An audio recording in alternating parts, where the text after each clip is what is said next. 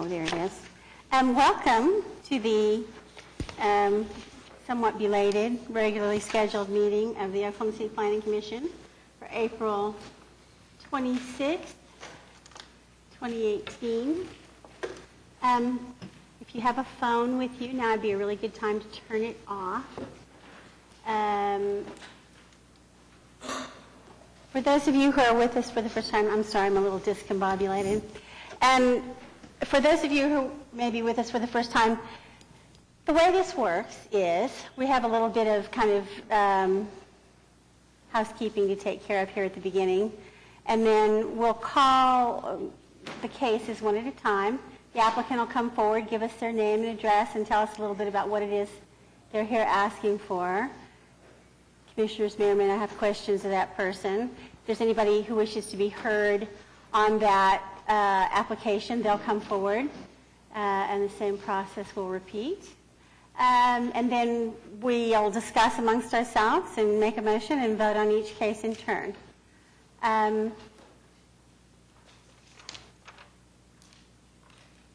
So let's start. First item on the agenda is the receipt of the minutes from the April 12th Planning Commission meeting. So moved. Second. I have a motion and a second to receive the minutes of the April 12th Oklahoma City Planning Commission meeting. Would you cast your votes, please? And they are received.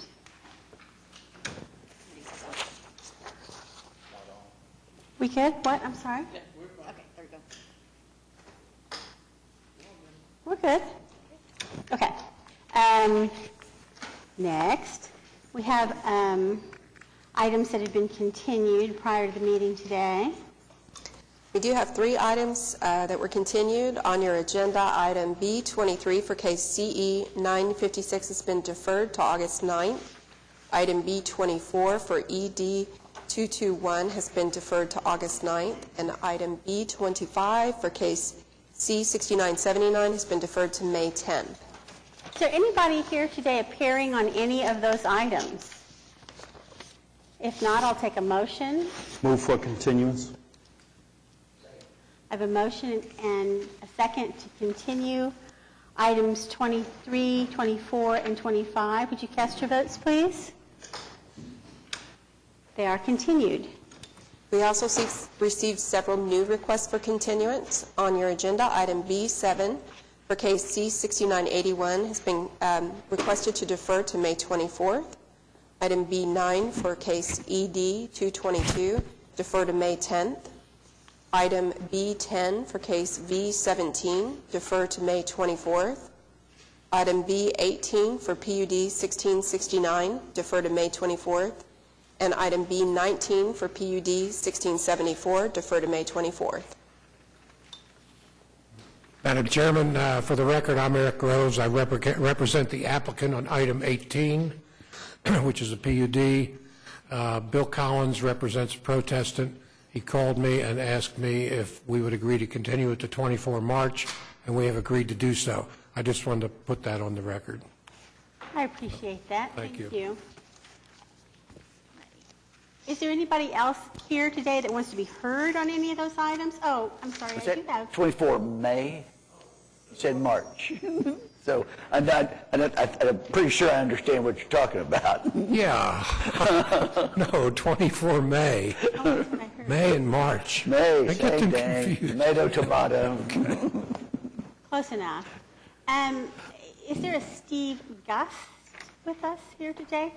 Sir, you had signed up to speak on item number 7, and we're about to continue it. Is that okay with you? Yeah. Okay. Commissioners? Go ahead, Mary. Do I have a motion? I'll move the continuances as read. Second. Wait, We have a gentleman that wants to speak, I believe. geez, were you here on one of the continued items? 8? I think 8's still on the It's docket. not an item to be continued. Yeah, it's still on. She'll call you when it comes. So I have a motion and a second to continue items 7, 9, 10, 18, and 19. Would you cast your votes, please? And those items are continued. Michael Privet, are you voting with us? Thank you.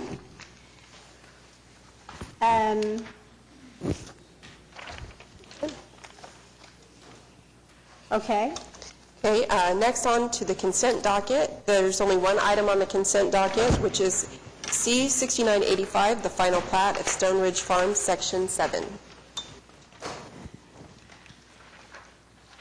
the applicant with us today?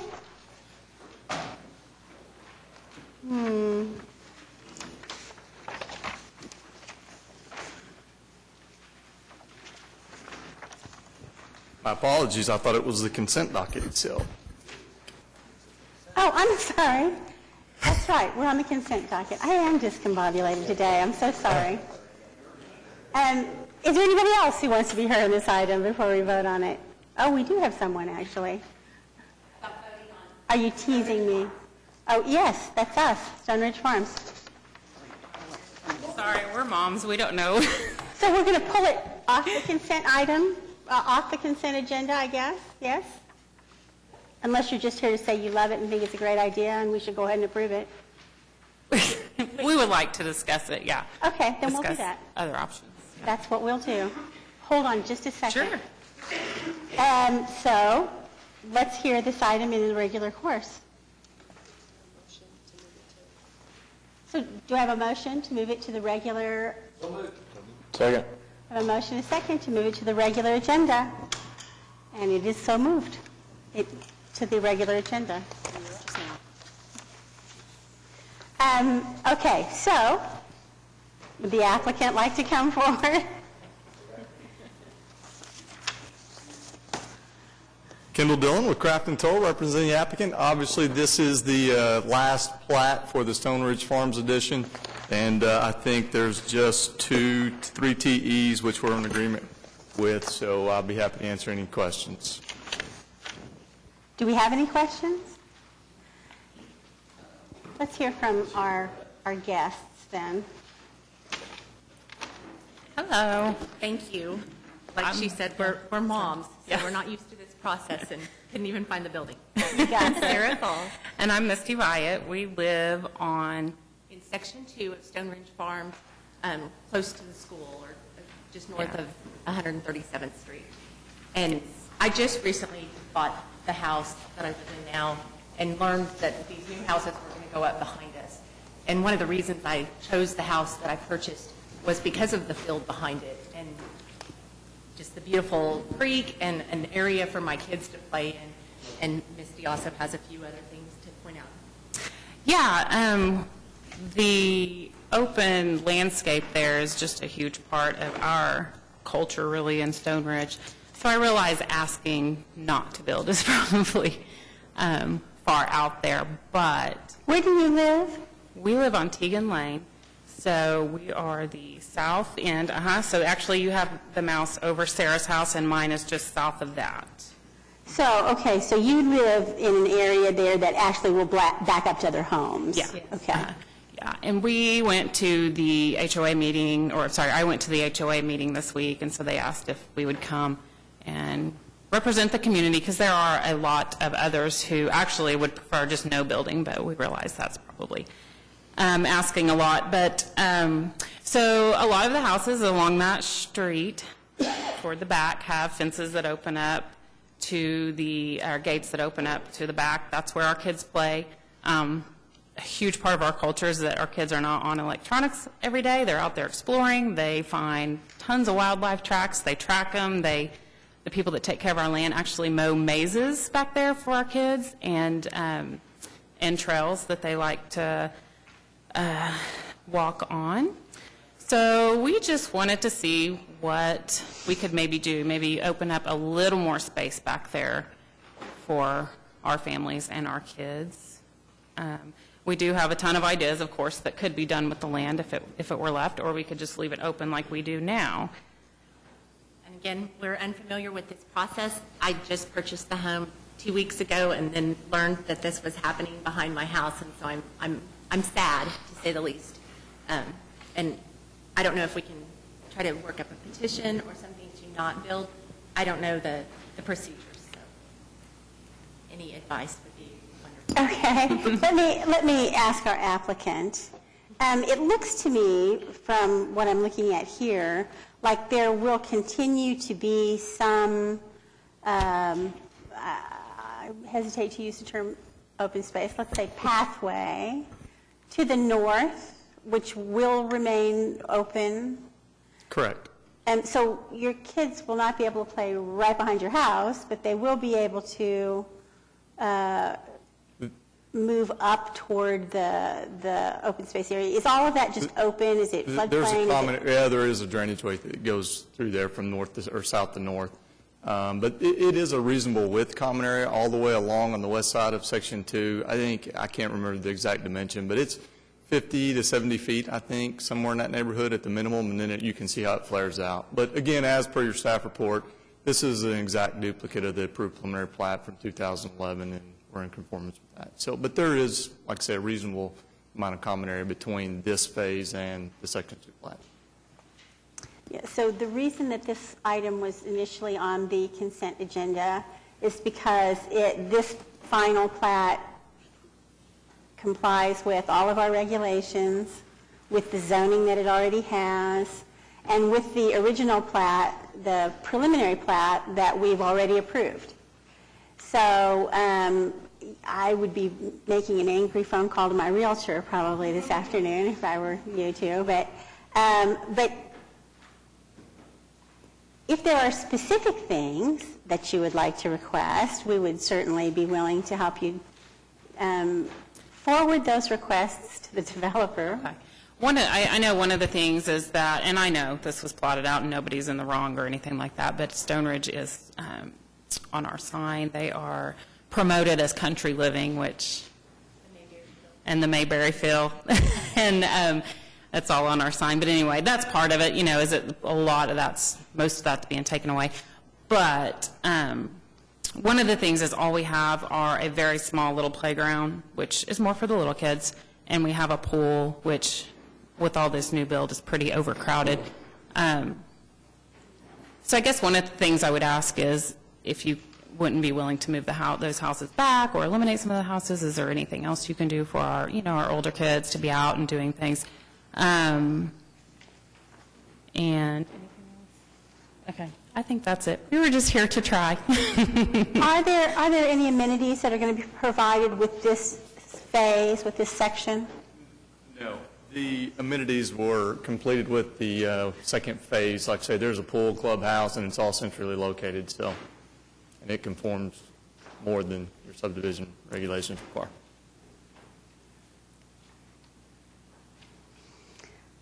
Okay. Commissioners? I'll move approval. I'm sympathetic, but Yeah, it's a tough deal. we've platted the area, and so I'm afraid just based on sort of where we are and the approvals that have already been granted, there's not a lot of wiggle room here. So I have a motion and a second to approve item number 1. Would you cast your votes, please? And it is approved. thank you. Oh, glad to have you. Go enjoy the Arts Festival. It'll make you feel better. Item 2 is case C-6986, rest. the final plat of Terra Place. Good afternoon, Tim Johnson with Johnson & Associates, here on behalf of the applicant. I'm passing around, Mark has passed around some exhibits we've created. When this preliminary plat was approved, I don't know if you recall, there were some neighbors that showed up that were concerned about the elevation difference between the Rushbrook addition to our west and south and the historic level of the land in this Terra Place that we're developing. So as a result of that, after the preliminary plat was approved, we reached out to several of the neighbors, had a meeting out there on the site, walked our site with several of the neighbors, heard their concerns, but frankly, their project, their development was lowered about 8 feet adjacent to our west and south line. So that developer borrowed dirt and put it in lower areas on the far west side of Rushbrook. So we're trying to make this development hit the natural grades that are around this site.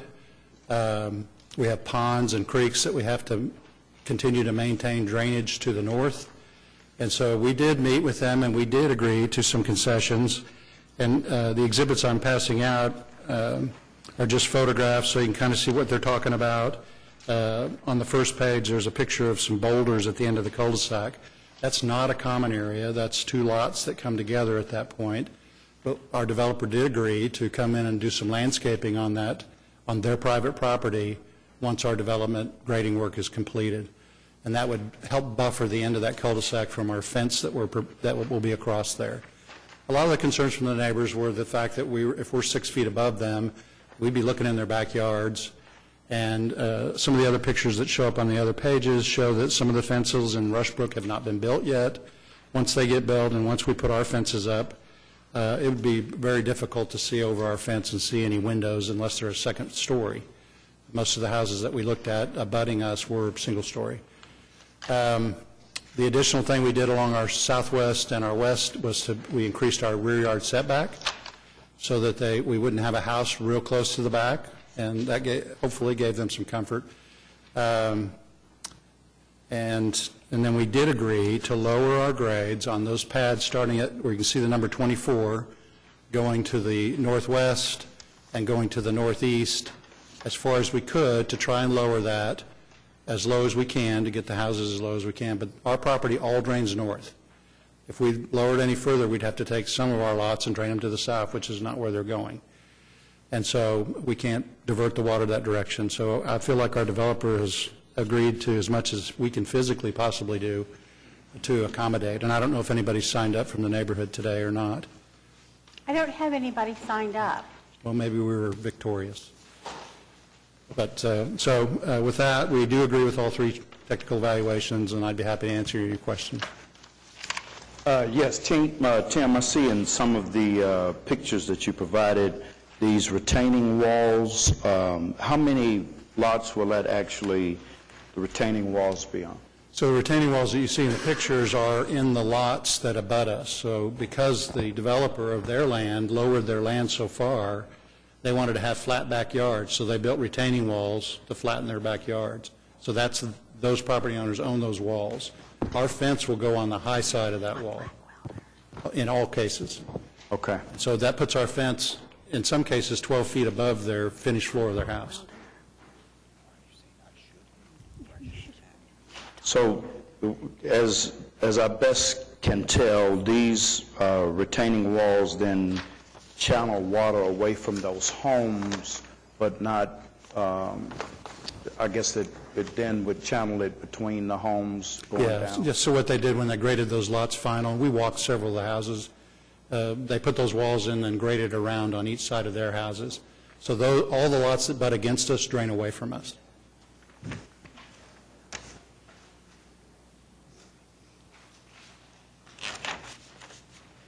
So yeah, I don't think we would want to do anything to start messing with the drainage out there. That's not a good thing. No. Well, maybe you were in fact successful. Commissioners?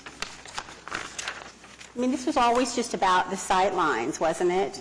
I mean... Initially, that's what, and then once we got out there, they talked about other things, and we did agree to do, like I said, we put in some landscaping on their property to help offset the look of a wooden fence at the end of a cul-de-sac. There's no further discussion. I'll move approval of the final plat of Terra Place, C6986. Second. Second. I have a motion in 2 seconds to approve item number 2. Would you cast your votes, please? Thank you. It is approved. Item number 3 is C6978, the final plat of the park at Lone Oak. Madam Chairman, members of the Commission, Brian Kuhn with you as always representing the applicant. Final plat for 10 lots. The street, Lone Oak Road, or Crown at Lone Oak Road, was platted and is already complete. So this is just the platting of the 5 lots on both sides. There are 5 TEs. I would like to discuss 2 of them, and I'll be brief on those. Item 1 we agree with. Number 2, the original PUD was done back in 95, I think 99. We were part of that. And this land was either going to be I-1 or R4. And under I-1, it required a 25-foot setback. We are requesting a 20-foot front setback, and we're submitting a administrative amendment to staff to reduce those to 20 feet in the front, and I've already talked to staff. So if we can approve it today, subject to the administrative approval being approved, which I've talked to staff for the last couple of days, they didn't seem to have a problem. And again, this road only serves these 5 lots on both sides and then serves the apartments to the north. So it'll be offices. So we would request that amendment there. Number 3, we agree with. And then on number 4, there's a new policy being thought about in utilities right now to put sewers in the front instead of in the back. It's been in the back for a long time here. Other cities around us all put sewers in the front. So we no longer need as much easement on the lots as we used to. And I've talked to Nathan Utilities and talked to JJ and Jared about we agree to do any utilities or any easements that the Public Works or utilities needs, but we don't think we need a 15-foot easement along with, because the water's in the street right away, the sewer's in the street right away. We know we still have to provide easement for cable and other things. But I talked to Nathan and said, I'll agree to do any other easements you need. I just don't want to commit to a 15-foot that'll never be needed. So those two, but that requires a variance, and so we would request a variance on number 4, subject to Public Works and Utilities agreement as to how much easement they need. So again, I think like I said, policies are changing for where utilities are going to be in Oklahoma City with the new director, and so that's why. And JJ, did that comport with your understanding as well? You on board with that? Yes, the easement is fine with utilities, and the reduction in the setback by 5 feet falls within the 20% that's eligible for administrative amendment. Okay. And number 5, we agree with also, So we're changing the Did I hear a question? 4 to 10, right? Is that right, Brian? Do what? We're changing the Number 4, utility easement to depends on 10 feet. no, it just depends on what utilities wants. What they want. They still may want 15, and we'll give them 15 if they have to have it. It's whatever they need. So do we need a vote So on do the we need a variance? variance? Yes. Okay. Do we need a variance? Yes. Variance on 4 and amendment on 2 to go to 20 feet. So let's vote on the variance first. Oh, let me ask. Is there anybody here who wants to be heard on this item?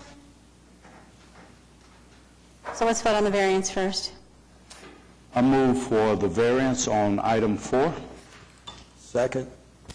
I have a motion and a second. Wait a minute, should we clarify that just a little bit to say that to what is needed by the utilities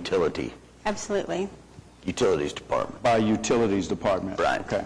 Is that right, Brian? Yes. Okay. I have a motion and a second to approve the variance to item number 4, subject to approval by utilities.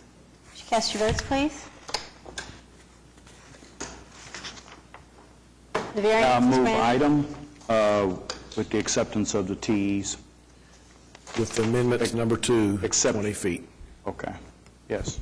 Didn't mean to put words in your mouth, but I did, but I We appreciate didn't mean it. to. Do I have a second? Second. I have a motion and a second to approve item number 3, subject to changes to TEs number 2 from 25 to 20 feet, and number 4, the grant of the variance previously voted. Cast your votes, please. Thank you. It is approved. Item number 4 is case C-6984, the final plat of Deerfield West, Section 2. Good afternoon, Kendall Dillon with Crafton Toll, representing the applicant. And again, the final phase of Deerfield West, I think we have 3 TEs we're in agreement with and would ask for your approval. Sorry, in agreement with the TEs. I'd move for approval.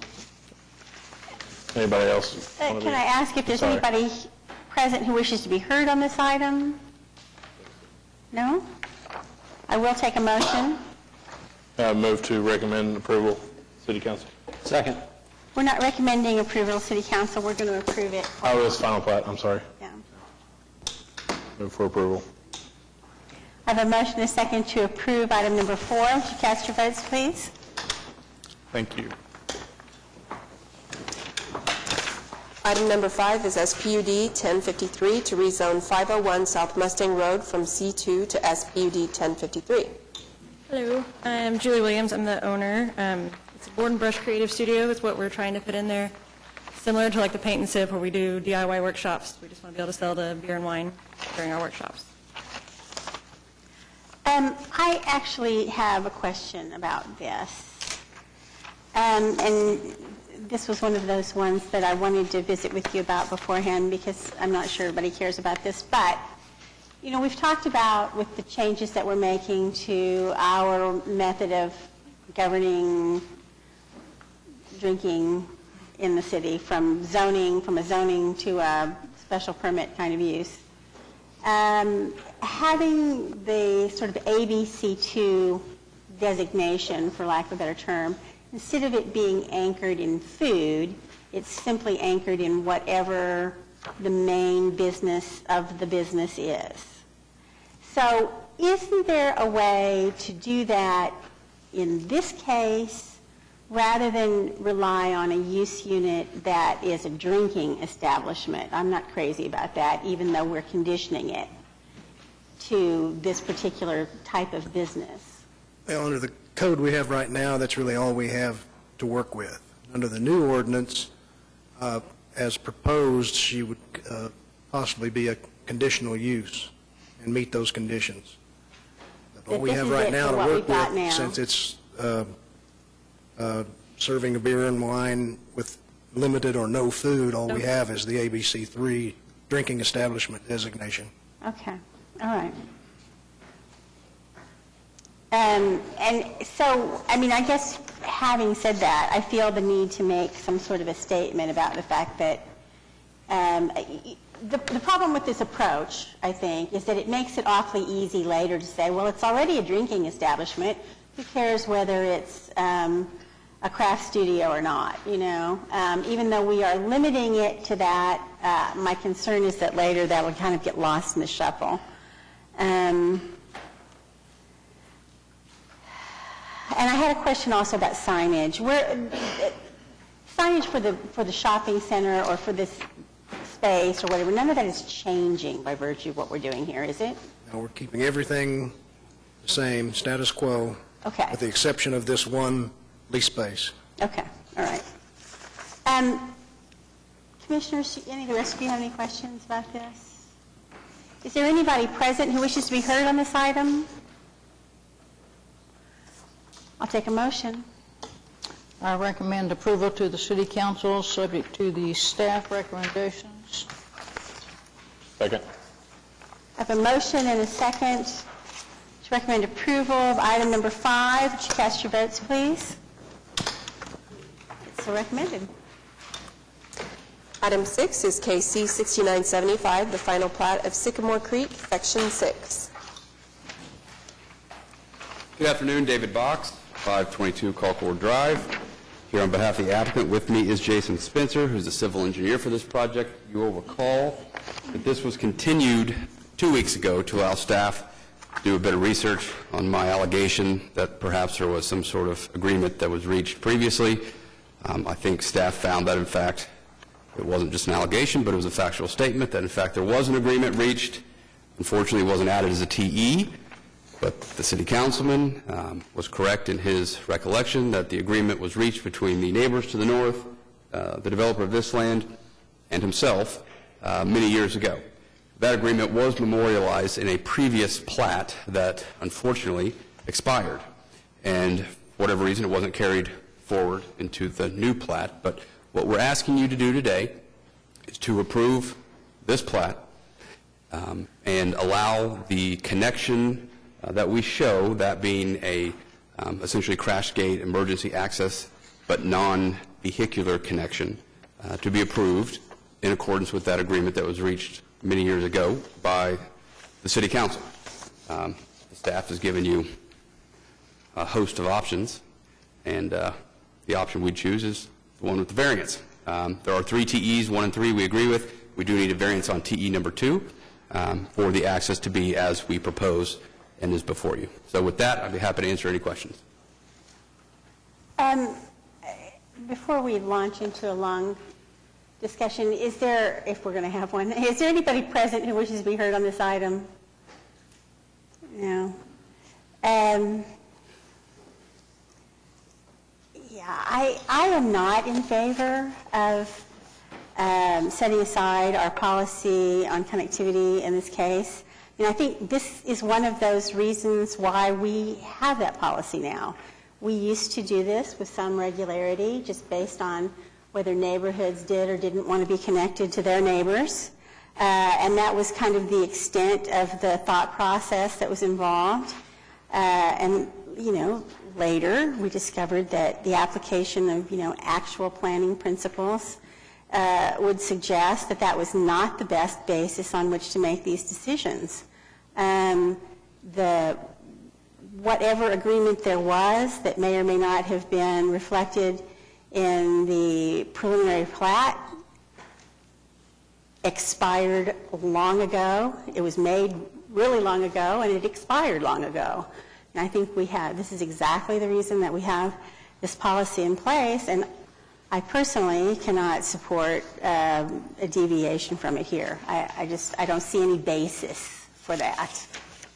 Well, I mean, what we would submit as the basis is the agreement that was reached. I understand your position, but it was an agreement reached. It was the intent of all of the parties involved at the time to not have a connection, and it was reflected in that older plat. Again, don't know why it wasn't carried over in the new plat, but it was a very long time ago, and that's why plats expire. So.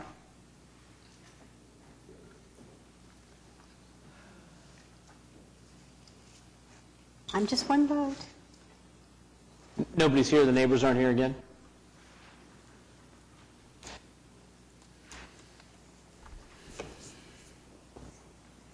I'm troubled by it.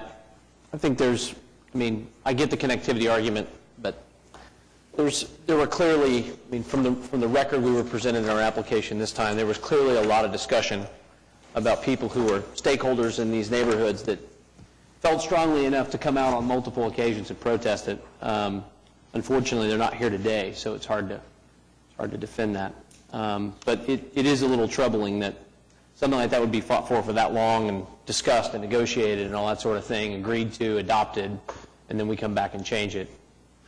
There's something about that bothers me a little bit. So I'm on the other side of that deal. You know, if there were some actual justification for it that were being advanced, I would certainly be open to hearing that. But I haven't heard that.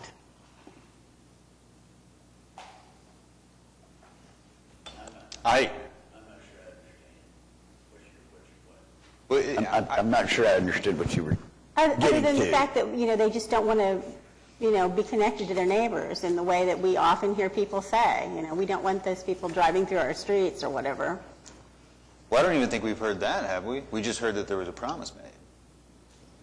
Yeah, I'm saying we haven't been given any justification. Right. Well, I think in this case, this was more than just a promise.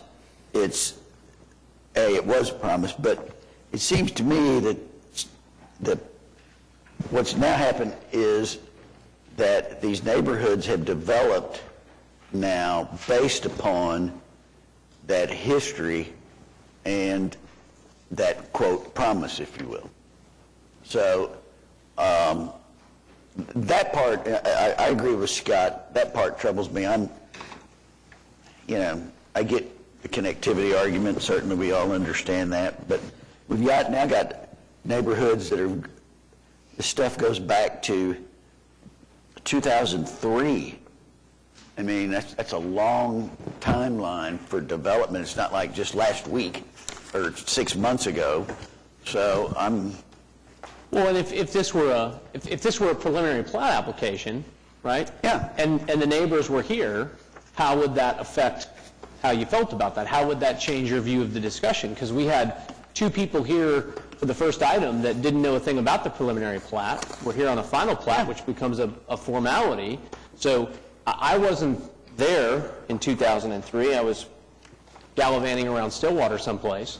But there were people here fighting for something that they didn't want for whatever reason. So, I mean, I don't know what their reasons were, but they clearly didn't come down just because they didn't like connectivity. That wasn't their justification. Well, I think you're right. I wasn't here to hear it. So if they were here today to explain the reasoning to me, then I think I could, make a reasonable decision based on that reasoning. But Isn't staff requesting that we get another mail notice sent out so they have a chance to be up here? And that's not required. I did talk to legal, and I don't think it's a question of them not being aware. I think we have to think about our policy and the reason for it, and the fact that we have Utilities Department is not supportive of this. This complicates their life. It complicates police and emergency vehicle access. I just don't see it. And frankly, having sat through 12 years of these hearings, people frequently come down and protest them just because they don't like connectivity. So, in terms of utilities, nothing about the utilities will be frustrating. I mean, there'll be whatever they need in terms of easements, and the water line will be there. I mean, there's nothing that frustrates their purpose. trash pickup. And their trash will still be picked up. Utilities may want to speak to this, but I thought I understood that the trash trucks may have to back up down West Ridge Drive because of the dead end that would be created there. They wouldn't be able to maneuver. I've always understood, though, that you have to put your trash cans, like, on the street. You put it on the side yard. Maybe Vanessa can speak to that. At least that's what my trash can says. There's arrows to the street. So Vanessa Cook with Utilities. Our concern is,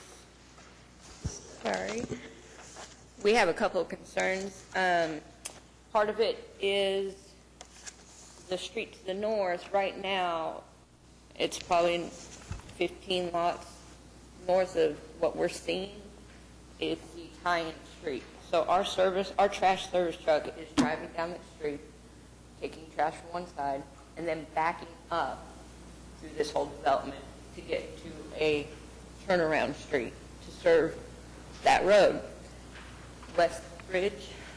Now, we prefer the connectivity, so we have access in and out to serve both properties and not have our service trucks having to drive down one street, back up, and back down again to get service.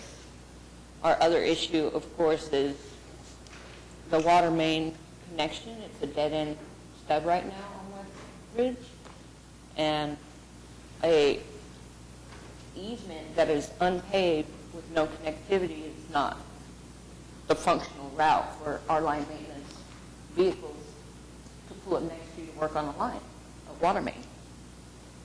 So that's kind of where we're seeing more of an issue on the utility side. Jason Spencer, Craft and Toll.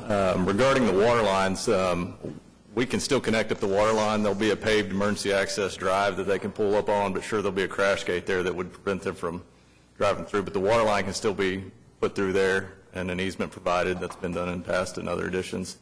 And speaking to the trash, I mean, that's the situation they've got right now in West Ridge, and I understand that this doesn't solve their problem, but that would have also been taken into account previously whenever the agreement was made to not connect through.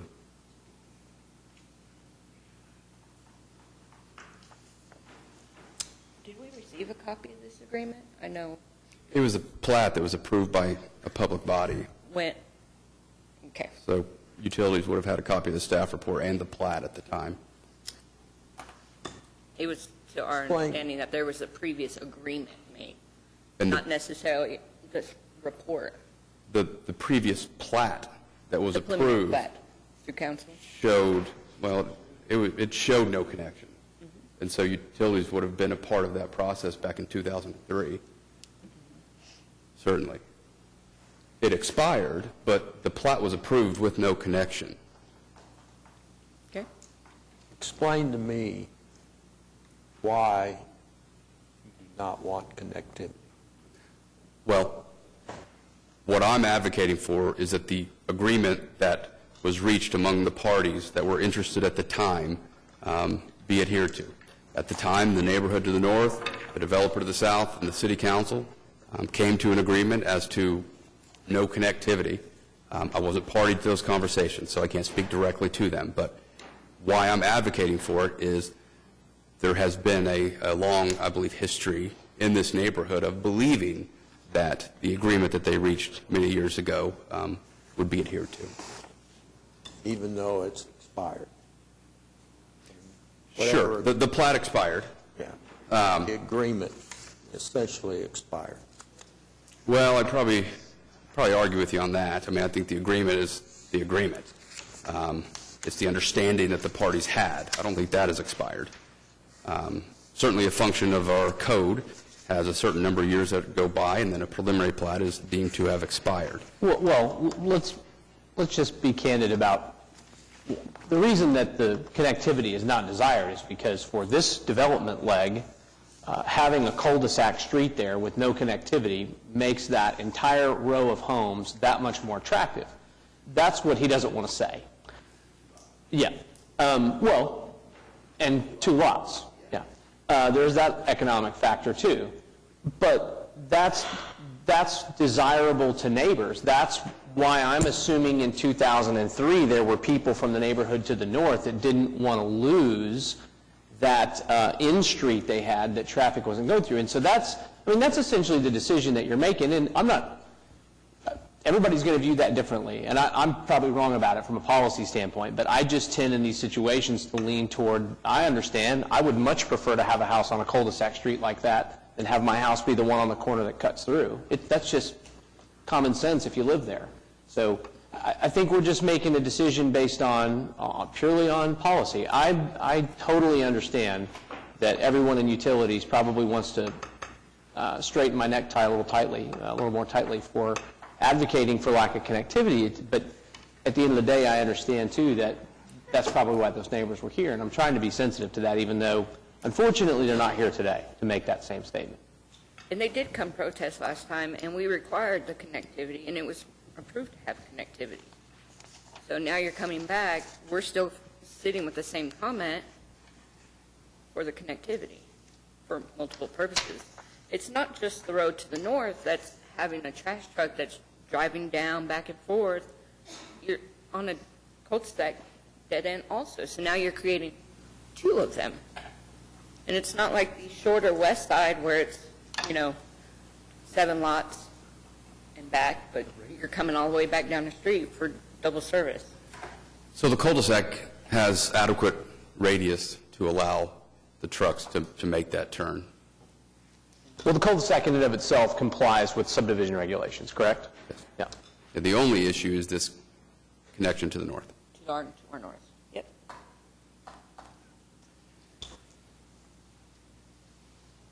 And I think, if we want to revisit our connectivity policy, we're certainly free to do that. But as long as we have it in place, I think we ought to uphold it. Well, let's start with some motions then. If there's no more discussion, I'll make one. We'll see what happens.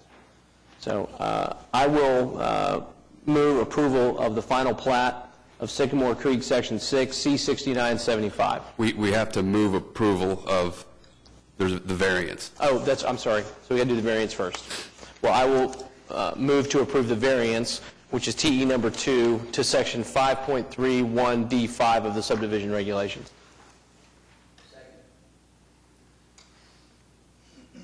And just to clarify, that's the variance to not require the connection. Is that what the T says? Yeah. So I have a motion. A yes vote equals no connectivity with respect to this variance. Just so I might make sure it's fresh in my mind. Okay. I have a motion and a second to approve the variance to, are these TEs? Number 2. Would you cast your votes, please? Didn't pass. It does 1, not 2, pass. 3. So it takes 6 votes. So I guess at this time You don't have 6. we'll agree to the the connection.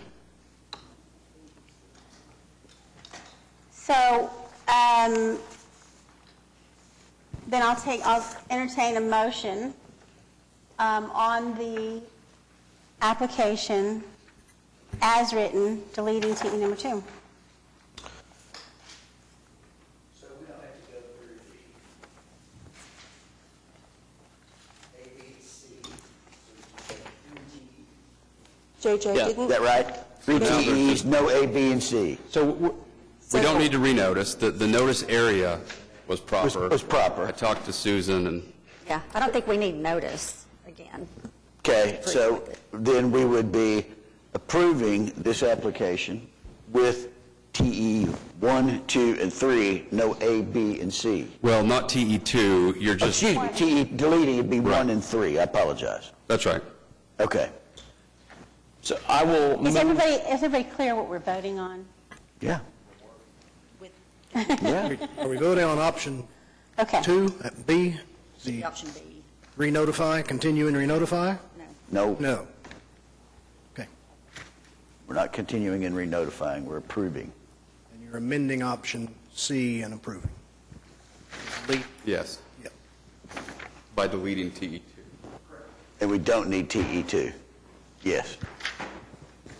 So I will move approval of the final plat of Sycamore Creek Section 6, deleting TE number 2. Second.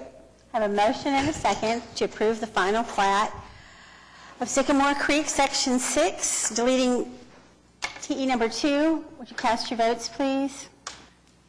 Thank you. It is approved. Item number 7 was continued. Item number 8 is case C-6983, the preliminary plat of Highland Estates.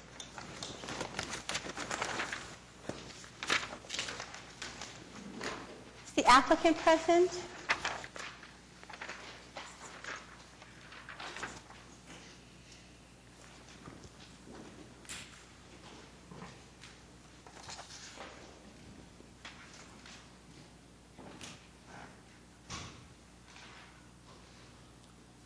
Thank you. I'm Chuck Twyble with SRB Engineering. It's 100 Northeast 5th Street, Oklahoma City.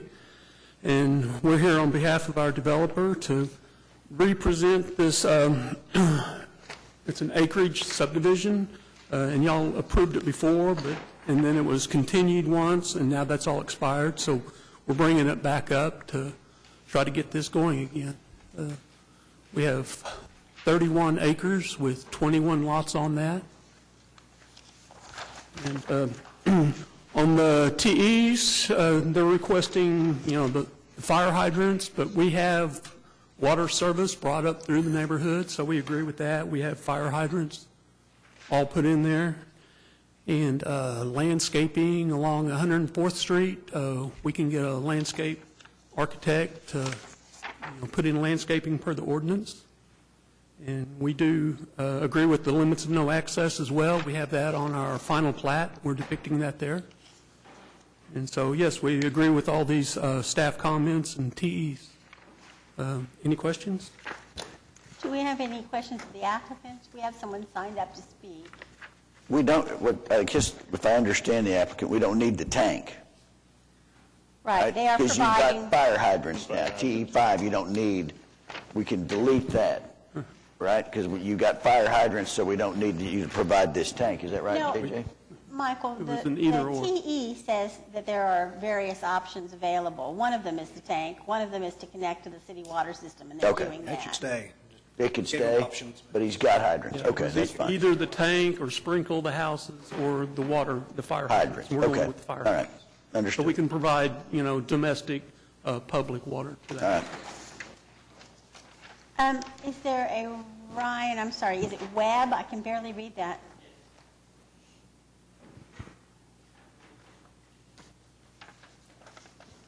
Could you give us your name and address for the record, please?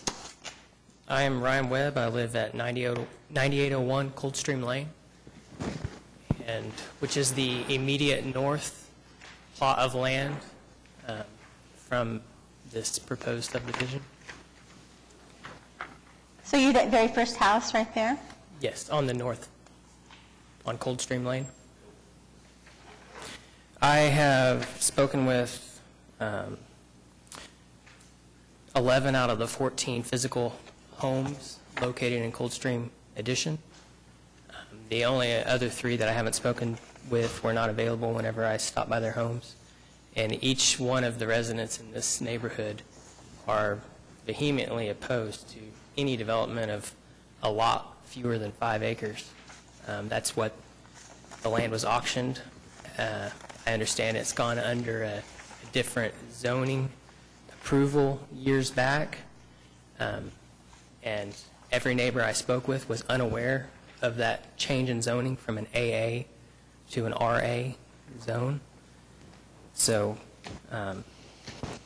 everyone was pretty shocked about this development.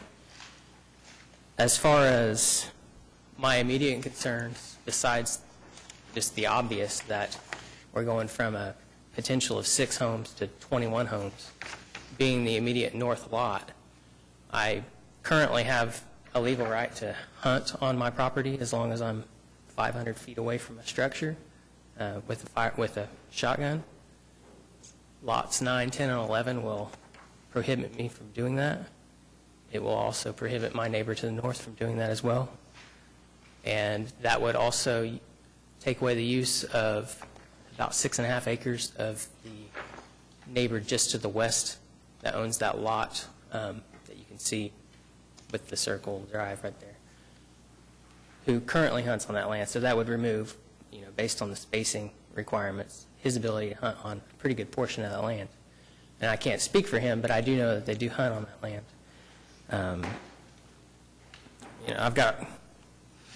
I've had comments on the impact of wildlife, and I personally can comment on that myself. We have deer and turkey and hawks and all kinds of other animals that frequent our neighborhood that we love having there. And I know that bringing in 21 new homes is going to negatively affect that.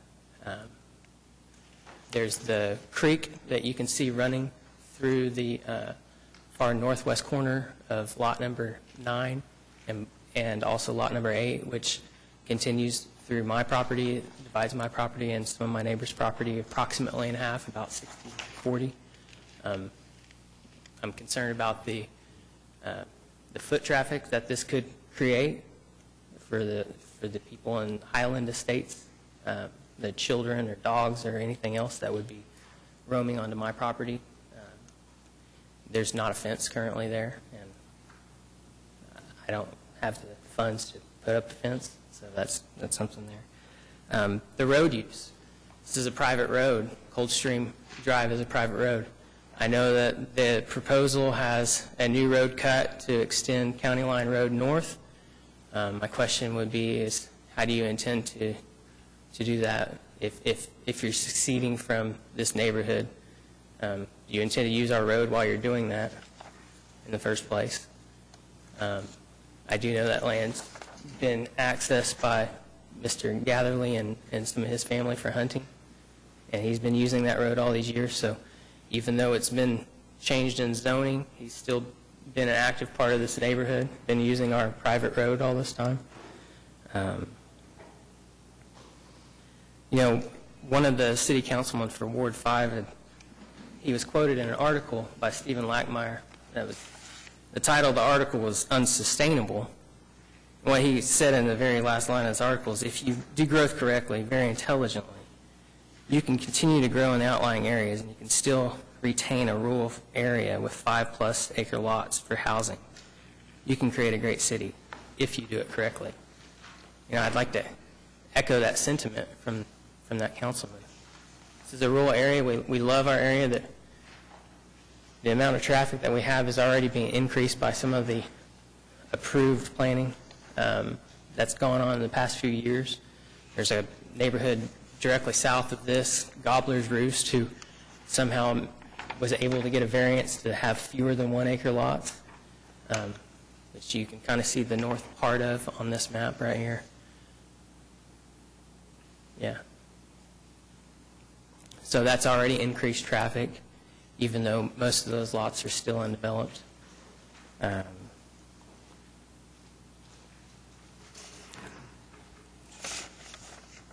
I do have documentation of each one of the neighbors who I talked to signed saying that they were opposed to this, if you guys would like to have it. And I'd like to go on record saying I don't like to try to tell people what they can do with their property. I'm opposed to trying to tell people what they can do with their property, but they bought that property with an understanding and an agreement that they would have 5-acre home sites or more. I bought my property with that understanding. And I'd like to hold them to it, and so would the residents of this neighborhood. There's a pretty large difference between 5 or 6 homes and 21 homes. And there's a pretty good view as you're driving through this neighborhood to the west. And that will considerably change the landscape of the neighborhood from seeing a possible 5 or 6 homes if they divided it to the smallest section to 21. So.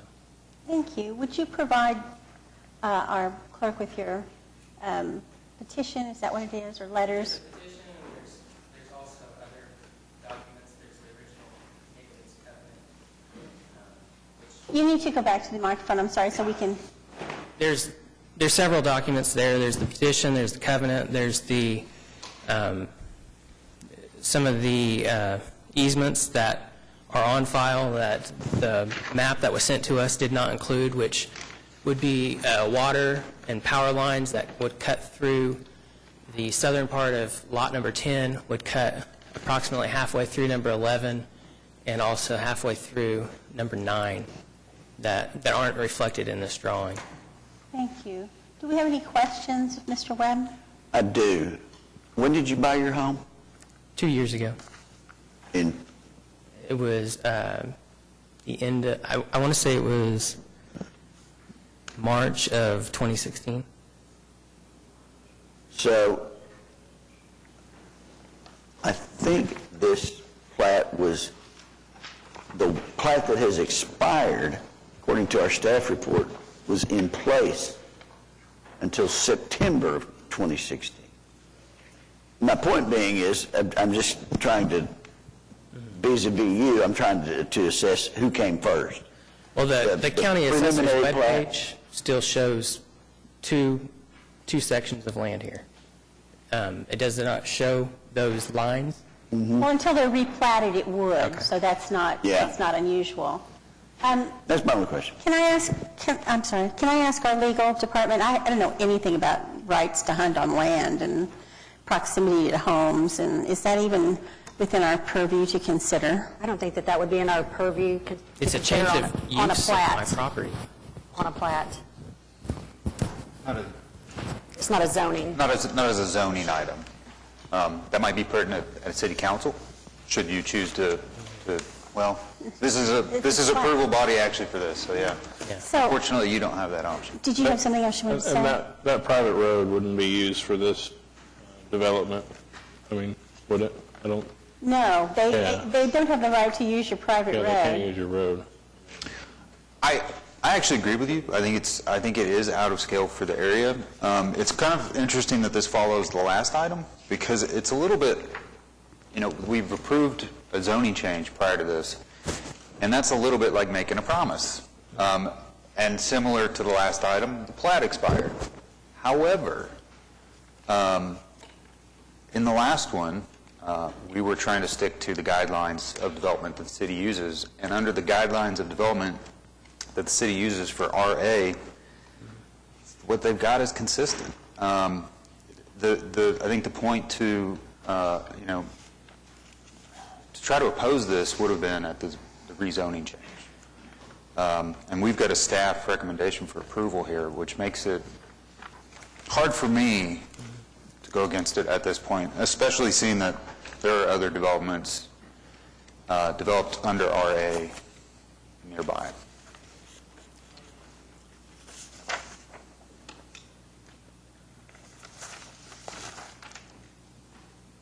I do understand your point.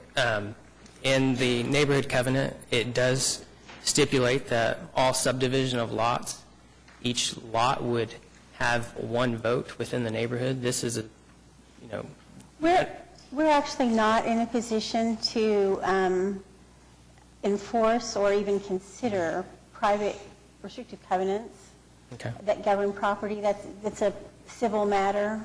If you think that this is a violation, there's recourse to district court to enforce them, but it's not something that we can consider or enforce here. It doesn't. The city is not involved in that transaction. I think it is, incumbent on us to take note of the fact that the design of the plat conforms with the subdivision regulations. For rural subdivisions with less than 31 lots, conforms with the RA district regulations. Even the cul-de-sac length is within the subdivision regulation. I don't see a lot of wiggle room here. Well, I think this is, it's the age-old thing, is it too dense given what else is around it? For me. It's just a question. I think that's all the rest of it is, I don't have any problem with particularly, but, kind of look at the map up there, and I just see nothing but really big lots with one house on them in that area. Not across the street. I view Southwest 104th as a dividing line, if you will, as I look at that map. And so even if you've got looks like a stand-up 80 right there between this subdivision and the large lots that are there down Coldstream and the other ones. I just see a single house. And then it stands in stark relief when you insert these 21 houses into that picture, for me. But that was a consideration at zoning rather than at platting. It's true. It's true. Ms. Powers, the fact that these neighbors that I spoke to all are opposed to this, and that they were unaware of the change in zoning. I'm not sure why that would be. They should have all, I don't know how far away they are, but the state statute requires that notice be sent of the zoning. And I understand that, and you guys, I'm not questioning your due diligence to have sent that. The fact remains, though, that these people were unaware. And most of them were unaware of this as well, because a lot of them have P.O. boxes because of the proximity of the mailbox to their home. And not all of them check their mail every week, or some of them even every month. So the previous preliminary plat was approved in 2005. So the rezoning would have been prior to that even. So, this was a while back, So it wouldn't be too surprising, depending on how long your neighbors have been there, that they might not have been aware. the original auction was from 1997. So it would have been somewhere, I guess, in that time frame. Commissioners, what's your pleasure?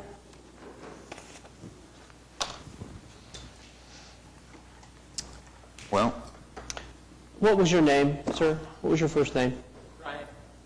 Ryan, I'm sympathetic to the neighbors' lack of knowledge. I think it's easy for us because we understand the zoning districts, and when people come in here and they apply for a rezoning, we look at it on a use and density perspective a lot of times, and we just make a snap decision about, and I wasn't here in 2005 either, but about the nature of that rezoning, whether it's appropriate. I don't know that neighbors always understand the difference between a rezoning and a preliminary plat and what that really means and when to fight something. And again, I go back to the very first case with somebody here to object to a final plat. I hope you were here then.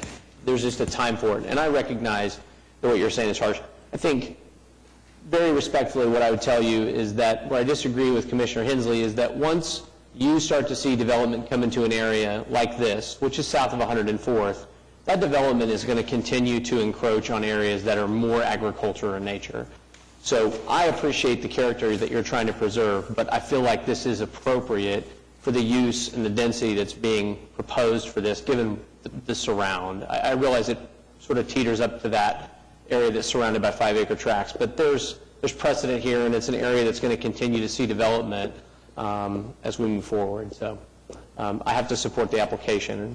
If there's not further discussion on it, I would make move to approve the preliminary plat of Highlands Estate, C-6983. Second. I have a motion and a second to approve item number 8. Would you cast your votes, please? It is approved. Thank you. And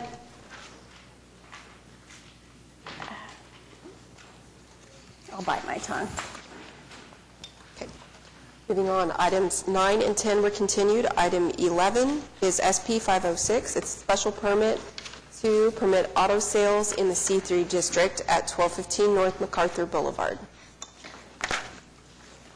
Is the applicant present? Would you come forward, please? Give us your name and address for the record. Tell us what it is you're asking for here.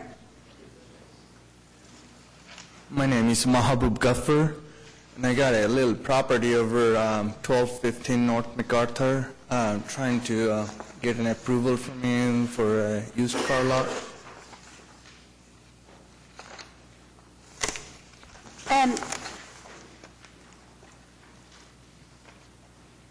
There are 2 technical evaluations that are recited in the staff report, that there will be no outdoor loudspeakers on the property, and that your site lighting will be designed in such a way to keep it from bleeding over onto neighboring properties. Are you in agreement with those? Yeah, that's not a problem. I've been kind of agonizing over this application, and I don't know how many of you were able to go out and look at it, but there's this lot, and then to the north there's a car sales, which is like a little postage stamp, idealized, very neatly kept, very well landscaped, neat and tidy. And then to the south of it, there's basically a junkyard that is surrounded by a chain link fence, which is also an auto sales place. How you distinguish between that one and make sure that this doesn't become that one, it becomes that one, is really hard to do. And we've talked about it and kind of gone back and forth. This is a special permit. There are things, we do have some leeway to impose restrictions, but frankly, it's just a little bit difficult to know what they would be. There's not really residential property surrounding this. They'll have to fence across the back of it. The area across the street to the east, of course, is a total disaster. And that very large vacant lot to the south gives me a little pause. But, all in all, I guess I would just tell you that if this turns into a junkyard with a fence around it, I will haunt you in your dreams. So. I was actually, when I first looked at this, I said, gosh, I hope he's doing something with the part across the street. Yeah, well, we can wish. Yeah. Is there anybody else who wants to be heard on this item? Commissioners? Mr. Duffner, do you own other auto sales lots? I recently I had a salvage yard on May Avenue. I used to run for 12 years, and I recently went out of business because of different issues, different competitions and stuff. So I was not doing very well, so I had to shut it down. That's the property I bought after that, something to do for living, feed my family. But any other auto sales lots? Oh, I don't have any other auto sales lot, no. Well, we are concerned that this not become an auto service area where other vehicles are accumulated on this site, not just an auto sales lot. Yeah, I don't think I'll be piling up any salvage. No intent to do auto servicing. No, I'm not servicing anything, just auto sales, pretty much.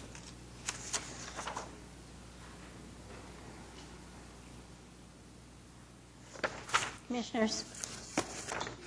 I move approval. Second. I have a motion and a second to approve special permit 506, item number 11. Cast your votes, please. It is approved. Thank you. Item 12 is SPUD 1040 to rezone 1339 Northwest First Street from I-1 to SPUD 1040.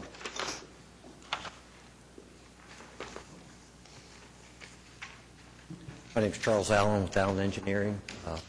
The owners are here, the Leons are here also today. This was continued from 4 weeks ago, so we could meet with Mr. Highsmith out at the site, which we did.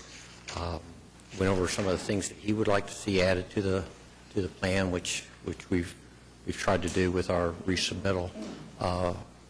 What we're looking at now is providing site-proof screening around all 4 sides of the property, adding sidewalk along Northwest First Street and McKinley Avenue, and then also landscaping in front of the fence to make it a little more appealing from the roadway.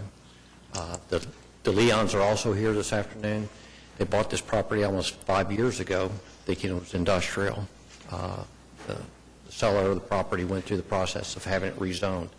Initially applied for I-2 zoning, which would allow the truck storage outside. It was negotiated to I-1 zoning. And I know everybody thinks maybe that the Leons should have realized the difference between I-1 and I-2. But as we can see this afternoon, the average person that comes to the Planning Commission, the De Leons weren't involved in any of this back when they bought the property. The average person doesn't understand zoning to the degree you guys do. Maybe I don't do either. But, you know, people look at the zoning as residential, commercial, and industrial. Kind of not really familiar with the further breakdown of I-1, I-2 zoning. So, you know, they've operated now for almost 5 years there. I'm not aware of any complaints. They got a citation from code enforcement for having outdoor truck storage. So they've gone through the process of trying to continue their business. They've got a lot further north, 2 blocks north from here, where they have I-2 zoning, operate the same type of business. So I think what it really comes down to today is, do we allow the De Leons to continue doing their business and allow them to put in some sidewalk, landscaping, a new concrete approach, and make the fence site-proof? And that's what we're really here today to ask for. I thought I might speak to our last meeting and some of the research that I did in between. As Mr. Allen said, I met with them on site and kind of heard the history of the project. It did come in 2013 with an application to rezone, and it did indeed have the De Leon name on the application. Well, I think there's, from what we have, the applicant does say the previous owner. Yeah, their name was at the top of the application, but the actual applicant was the previous owner. Correct. So the previous owner brought it to rezoning. They also have the realtor's email address and wrong phone numbers, that sort of thing. So, based on what I can decipher, I do believe that the De Leons thought that they were buying a lot that allowed them to use it as they use it now. Unfortunately, that was not the case, and it was rezoned to an I-1, and they purchased it with a contrary understanding. Correct. So I'm sympathetic, to the issue. However, it's really tough because I think the city, and in general, most people that have much consideration for that area see this as not the highest and best use for that property. And I think the more that we allow for this type of rezoning in that area, I think we continue to lower the bar for what that area might become. In that sense, I'm struggling on it, and honestly, I'm going to look to the wisdom of my fellow commissioners to help me decide how to think about this.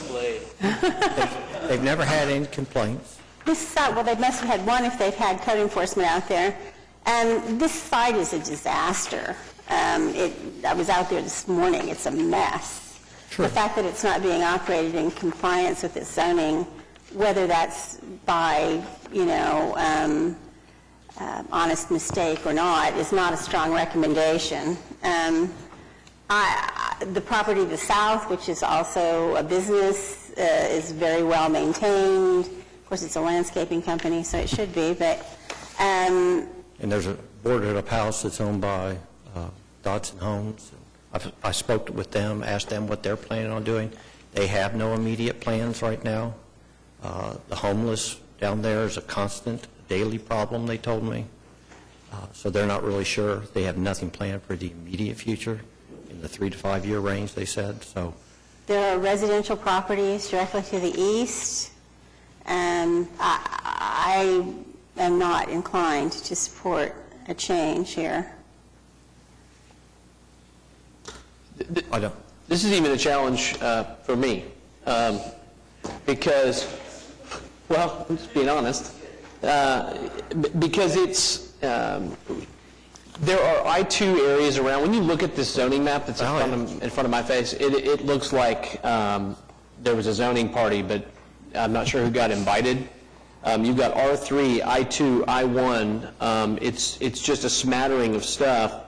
And I think to Ace's point here, I think it's an area that's transitioning a little bit. I'm sure there are people that have come in and started to snatch up smaller lots in preparation from assemblage and things like that. And so it makes it harder for us to pick a direction, but to allow for a more intensive industrial use than what's allowed by code it's tough. It's a stretch for me. I think the positive here, of course, is that I think they've got a valuable piece of land, and I would hope that maybe they could imagine a higher and better use for it as well. That said, I still look to the wisdom of my fellow commissioners to help me out on this. I mean, honestly, this is an opportunity for this area to get cleaned up a little bit. It may not be the best. It may not be residential, nice new high-rise condos or anything like that. But this is our opportunity for them to stay in business, clean up, put in some sidewalks, and maybe make it more attractive like the properties to the south. I mean, they've already invested a lot of money when they bought this property to clear the lot off. Well, and I do respect that. Okay. I mean, you don't have to, I'm with you there. I respect the fact that they're trying to run a business and that they've spent money. I get it. Like I said, I think the challenge becomes, as another matter of policy, what do we do? Do we allow someone to continue to operate in violation of the code that was there when they bought it? Or do we make a change to allow it, even though that may not be the right policy to set in direction for the area? You saw it was 4-4 on the last issue we came to on this deal. So there's a natural impasse here in terms of perspective there. In this instance, I lean to say that as troubling as it is to me, as hard as it is, it's just a step too far for me to want to allow more intensive industrial use in an area that really doesn't know what it is. And I can't go there. So let's have a motion party unless there's other discussion. Well, can I ask if there's anybody else who wants to be heard on this matter here today? Commissioners? I mean, that's kind of we don't have anybody protesting what we're doing. I know the new Broadway is going to be close to there, so that's definitely going to spur some development once it's done. The boulevard, yeah, sorry. I mean, I kind of feel like Commissioner Cravens has hardened my heart a little bit, and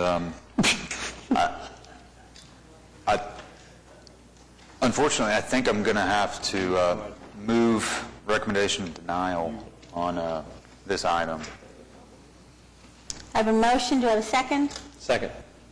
A motion and a second to deny item number 12. Would you cast your votes, please? It is denied. Thank you.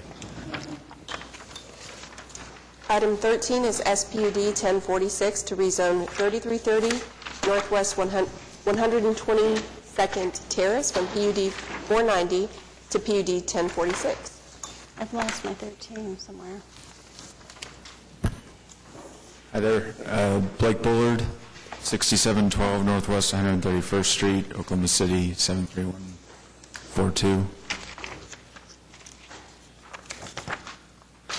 I guess this is the second time I've been through this. I met with the neighbors 2 weeks ago on a Wednesday. It's a really, really, really windy day. Meeting went well. We made a few changes to the SPUD from last time. And there's even a couple more definitions that didn't get put in the staff report.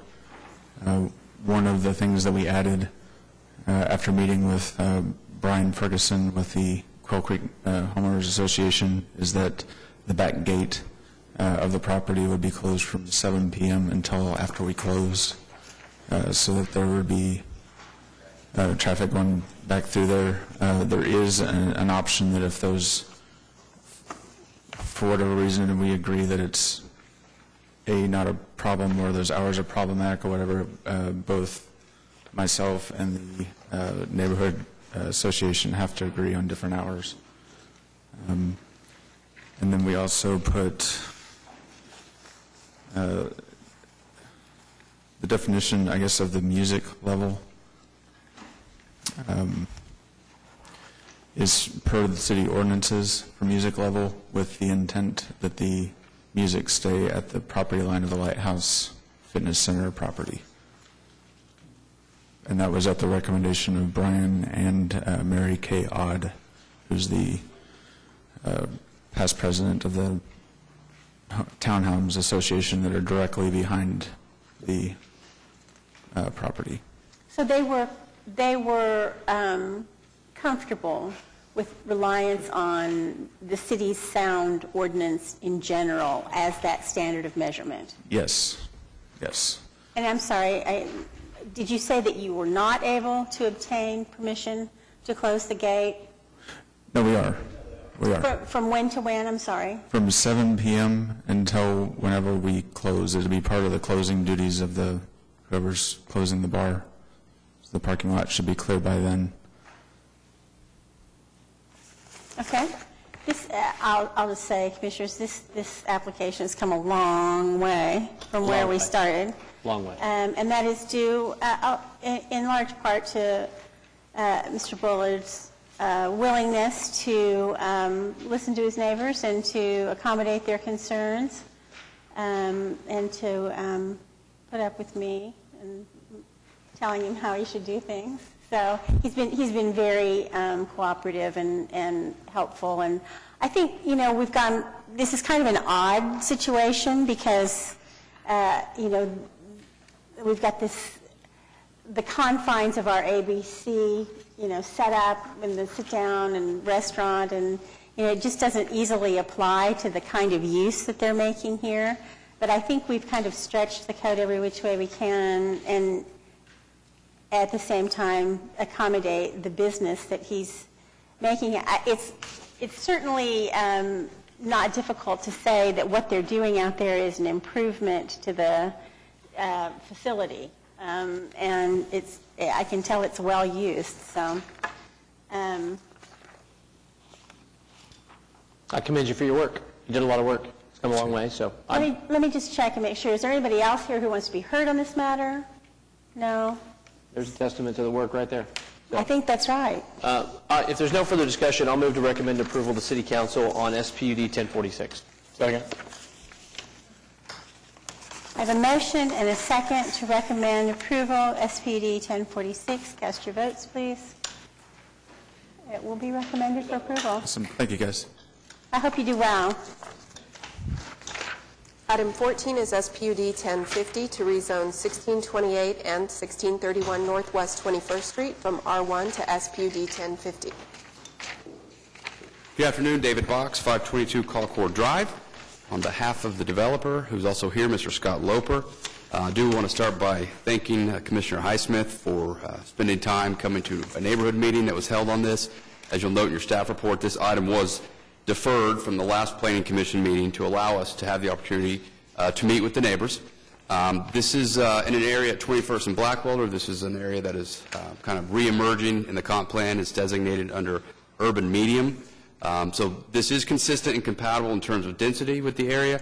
It is worth noting in your staff report, you'll see your zoning map. It shows and indicates that all the properties around there are single family except for a property on 22nd in Blackwelder. I'm passing around exhibits now. There's actually two separate multifamily developments right there at the southwest corner of 20th and Blackwelder, and then again on the northeast corner of 19th and Blackwelder. So what we have here is a SPUD that would allow the kind of attached single family. They would be platted in a manner that would allow these to be sold as individual units. We did work with the neighbors and staff. One of the initial concerns was setbacks, so we modified kind of how this would lay out on the site to adjust that to better adhere to what they had asked for.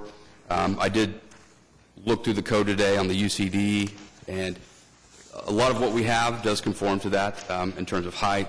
We do have individual garages. The first iteration of this plan, we had proposed street parking. When we met with staff, that became clear that that was going to be a problem in terms of their desire here. So what we've done is now push these buildings around in a manner that will allow garage parking. So with that, I would ask for your approval. Be happy to answer any questions. We do have two TEs, both of which we agree to. Answer any questions. I should say on this item that, yeah, we had the neighborhood meeting. It seemed like we had answered most of the questions that most of the questions and concerns the neighborhood had.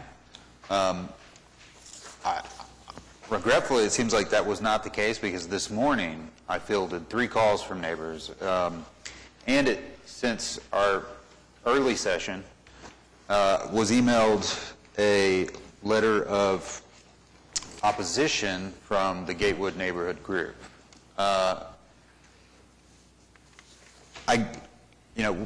Without any of them here, I don't know if anybody's shown up. I don't have anyone signed up to speak. Is there anyone present who wishes to be heard on this item? I find that a bit odd for the reasons I just stated. We continued it once already. We've had 2 separate meetings, and there's been no indication to us that there is an issue. For sure. Did you bring those with you? Well, 2 of them were phone calls. I can sit here and read the email off my phone if you guys would like me to read it into record. What's the nature of their objection? Setbacks.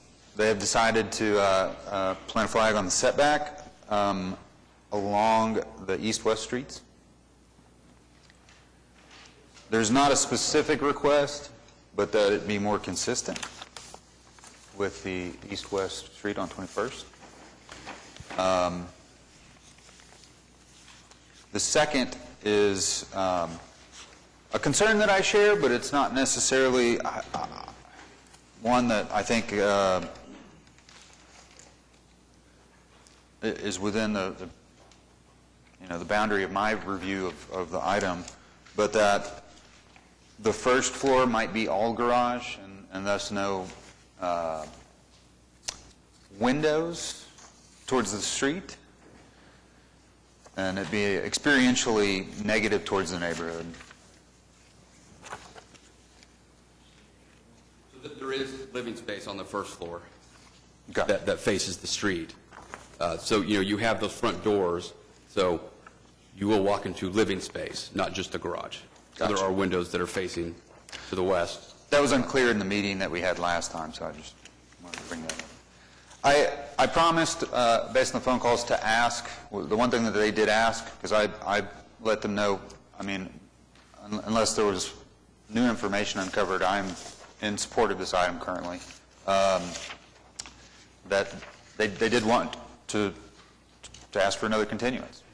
Now, it is up to you guys to provide that continuance, but or if you would like to or not. But I would say, the one thing I'd like to add on this item is that it's really tough to do these developments well, and I think the neighborhood, their heart's in the right place. Met with Scott and, of course, both you guys on the development, and I think it's an appropriate development. I think it's good for the neighborhood, but getting the details right is always hard. And I think there's a lot of people there that really want to see it done well. So I just recommend the developer continues the dialogue with the neighborhood no matter what happens here today, and that it become something for the whole community to rally around and see happen right. And we're happy to meet again between now and City Council. The individual that sent this email, I'm a bit frustrated in that this is the person we've been dealing with, and my associate met with him at night this week. And so I find it a bit odd that he waited till noon the day of the hearing to make these objections when we've had an open dialogue with him for weeks. So I question what his motives might be. But it is compatible with the comp plan. It's in line with the density. It's in line with the height requirements. If you've driven up and down Blackwelder, it's not out of character with the type of buildings you see, and it's less dense than what we have one block to our south. I don't know why I don't remember this, but was it specifically noted when it was continued last time that the purpose was to meet with the neighbors and all that sort of thing? So no, it doesn't say it in the staff report. I got a call from Jeff Struble, who I believe sits... So it was just continued without discussion is why I don't remember it? That's right. And I believe I called Mr. Highsmith, let him know. We set up a neighborhood meeting in the Plaza District that Mr. Highsmith attended. After that, again, there was continued dialogue with this Mr. Holmes as we moved to, closer to this hearing. As late as, I think, Monday or Tuesday night, my office met with him and exchanged emails back and forth. We never had any indication until this 12:04 email today. And you never heard a formal objection subsequent to your meeting from the Gatewood Neighborhood Association? Right. I don't believe there's any written protest. I think it was they wanted to meet to get some information and ask some questions. I'm not aware of any written protest that was ever filed. Okay. JJ's nodding his head as a no, so I'm taking that as there was no written protest. Okay. I think we should make a recommendation on the item, is my opinion. Well, I guess I feel compelled just to comment. I was involved in the adoption of the Gatewood UCD. It was a long and arduous process. It was involved a lot of participation from neighbors in the area. And it speaks to the issues of density. It speaks to the issues of orientation. It speaks to the issues of maintaining the traditional setbacks. And on a number of those points, this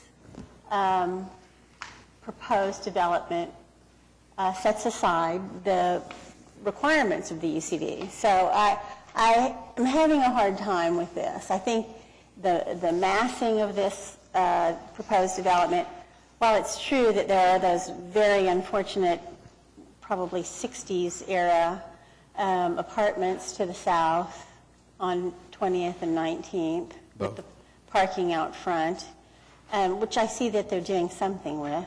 I'm glad to see that. They're renovating it or something. But I think those kinds of things are part of what prompted the process of the UCD and an attempt to put some things in place to protect the character of the neighborhood. I'm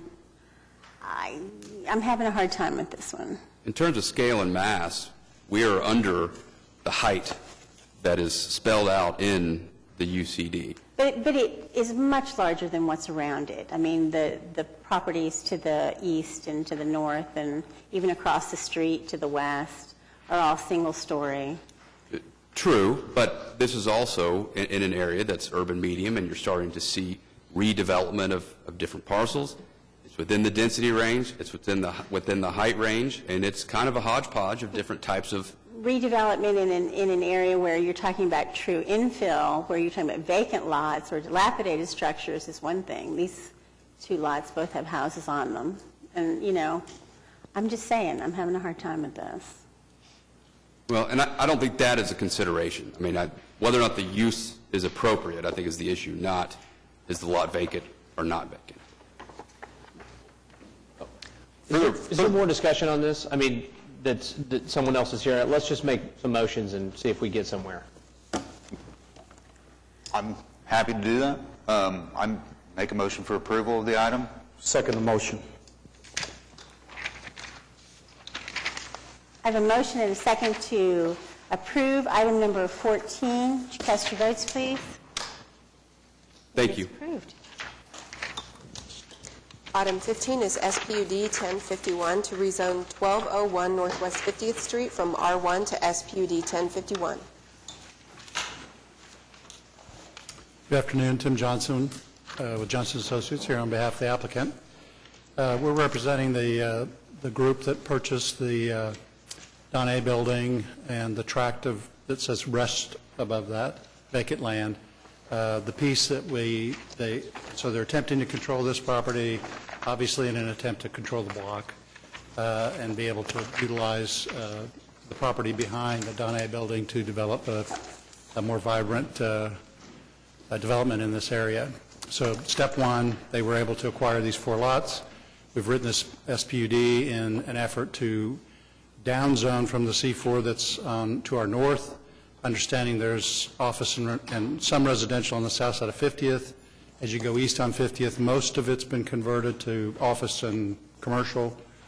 But we did meet. We took a continuance on this at our last meeting and did meet with the planning director and the chairman to talk through the oddity of this. So in our submittal package, we showed to check our box, we showed a site plan showing a building and a parking lot.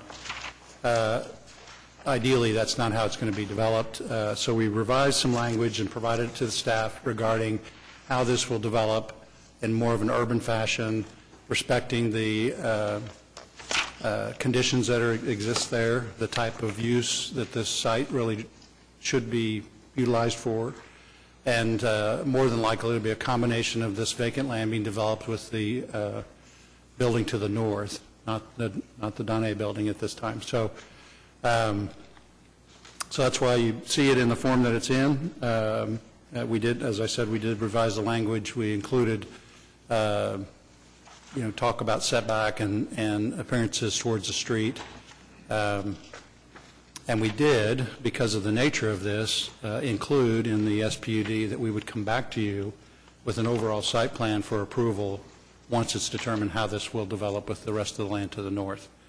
So I think that gives this Planning Commission the comfort, if you will, that you have another bite at the apple showing that we're going to adhere to the language that we put into the SPUD. At this point in time, we have not discussed any restriction of access to either Military or 50th Street.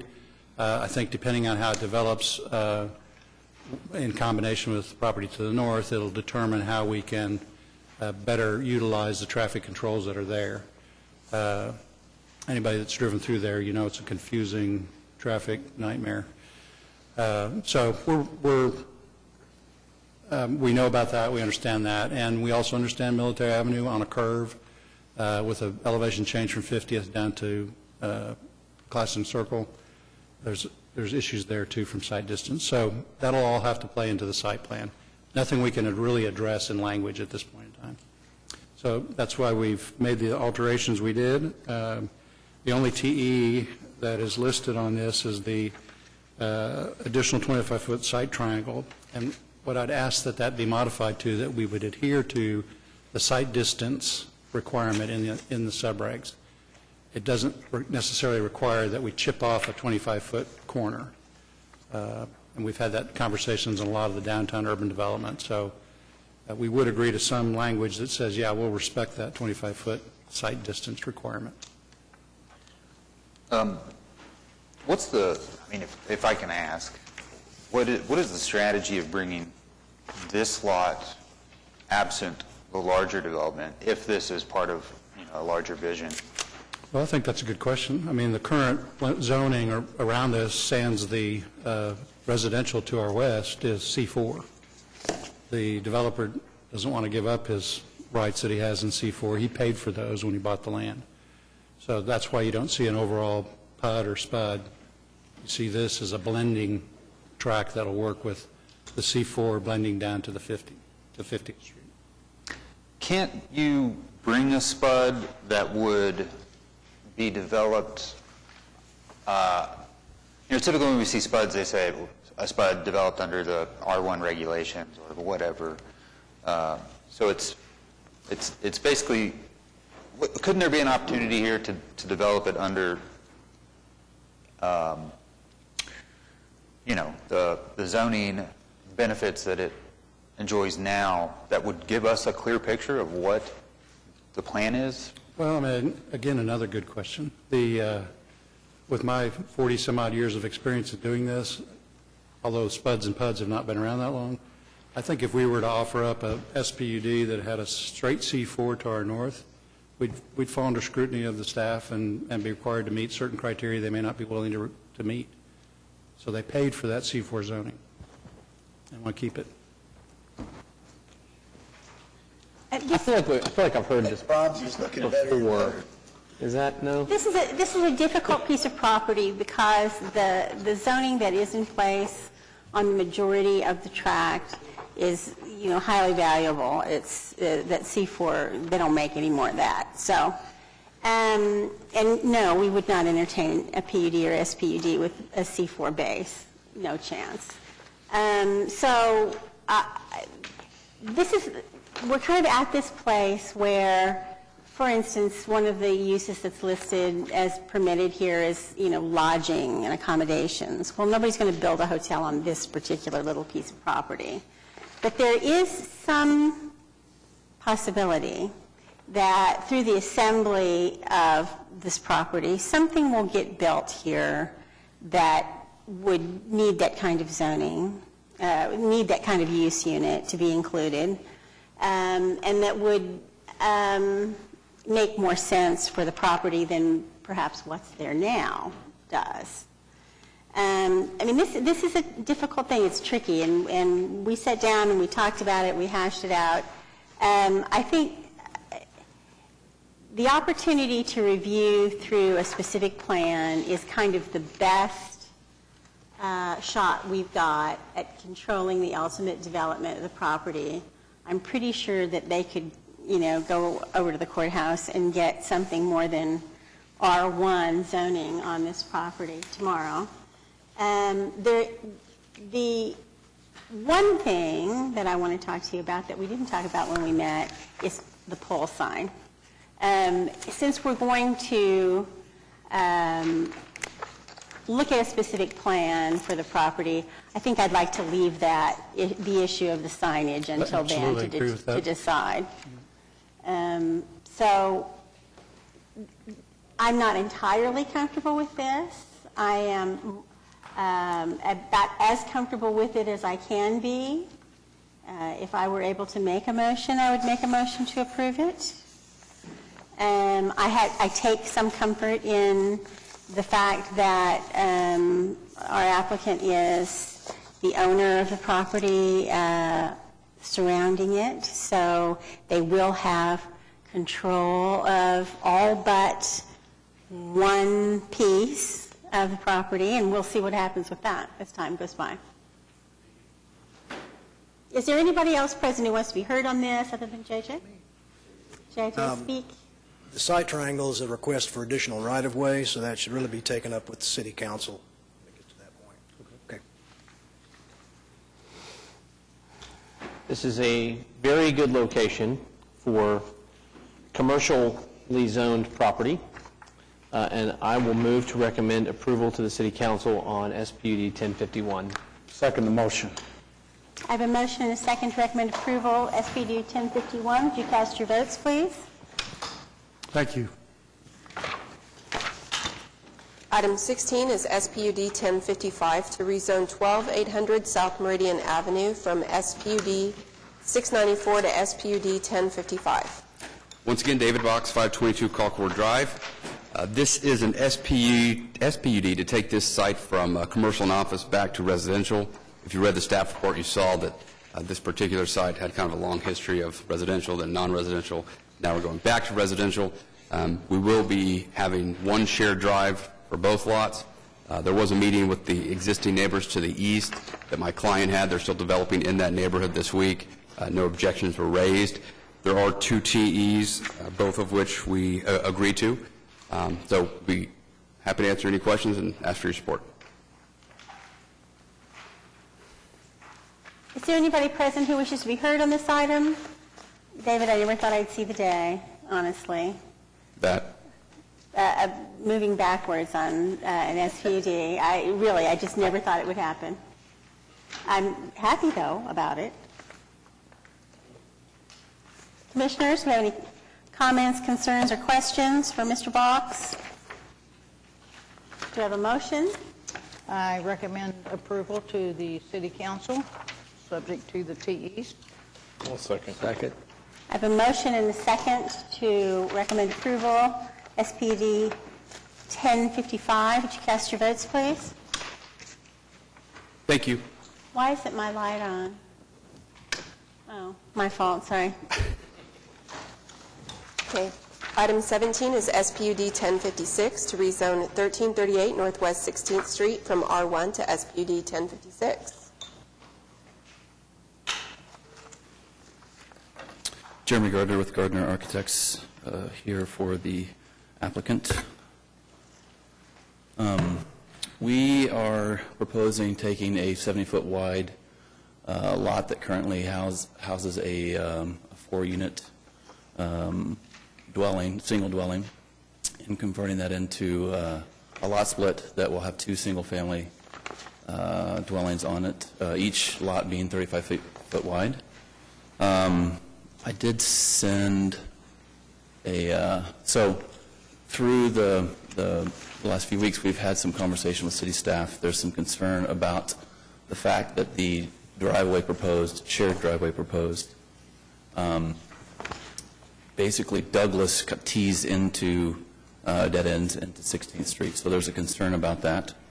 And so we actually have another version that I emailed to JJ, and I don't know if it got, I do have a thumb drive that we could throw it up there, or I've got a,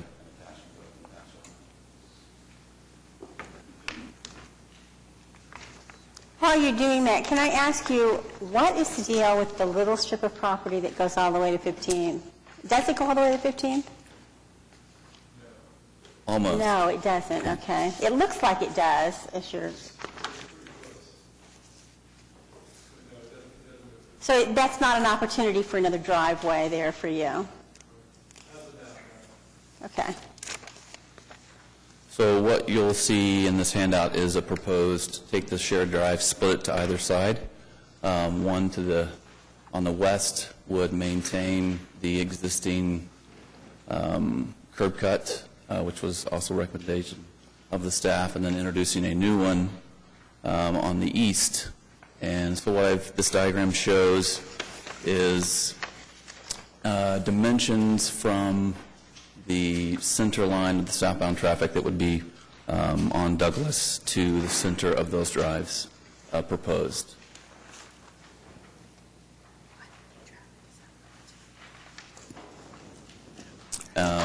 Thereby, no longer requesting a shared driveway, having single detached garages in the back. Happy to answer any questions. So has staff had a chance to review this proposal to do a second curb cut and the placement of it? No, just through discussion. I sent it this morning to JJ, but probably didn't have a chance to review it. I'm thinking we're going to need some input on that, unless you want us to just tell you no now. I think generally it's consistent with some of the other spuds we've approved. I mean, if these guys are okay, if we feel like we need to continue so that staff can review what's handed to them, I mean, it's... I think our question is, does it meet the driveway separation requirements if traffic hasn't been able to review this? Okay. I think we may need to do that. Are you okay with that? Can we take 2 weeks? Okay, with the continuous, sure. I think we could do We're that. back here on May 10th, is that right? That's good. We have several other items on the agenda, too. If we wanted to maybe pass this on to staff in the back, if it's an easy question to answer, then we might be able to. Oh, that's fine with me. Why don't we do that? That's fine with me. if we think it's an easy question to answer.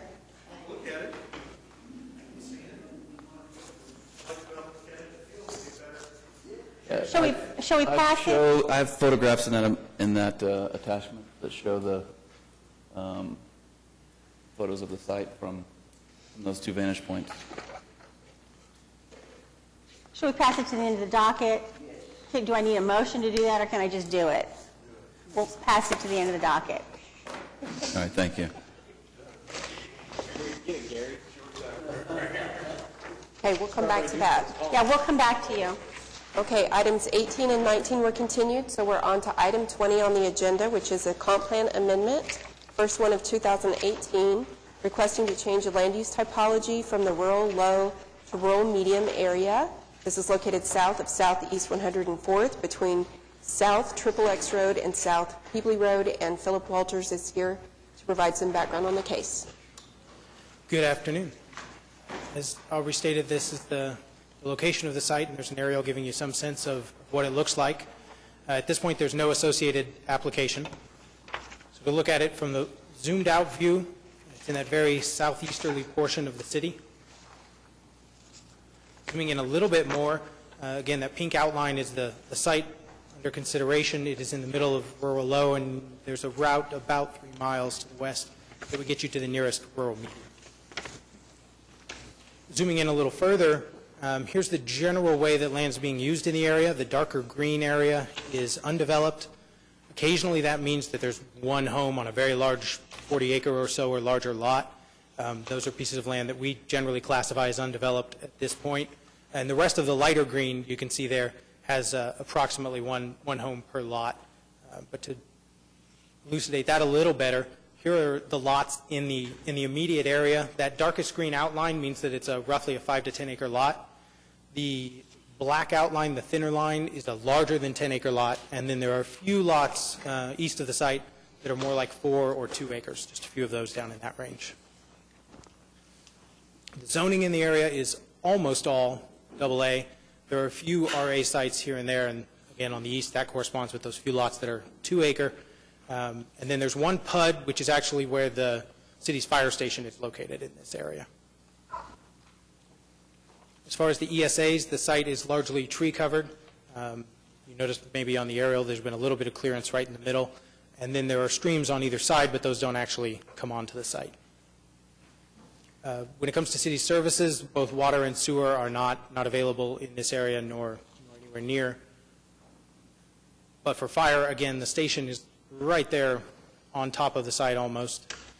And so that station serves this larger area. The nearest station is over at Anderson and 240, something like 8 miles away.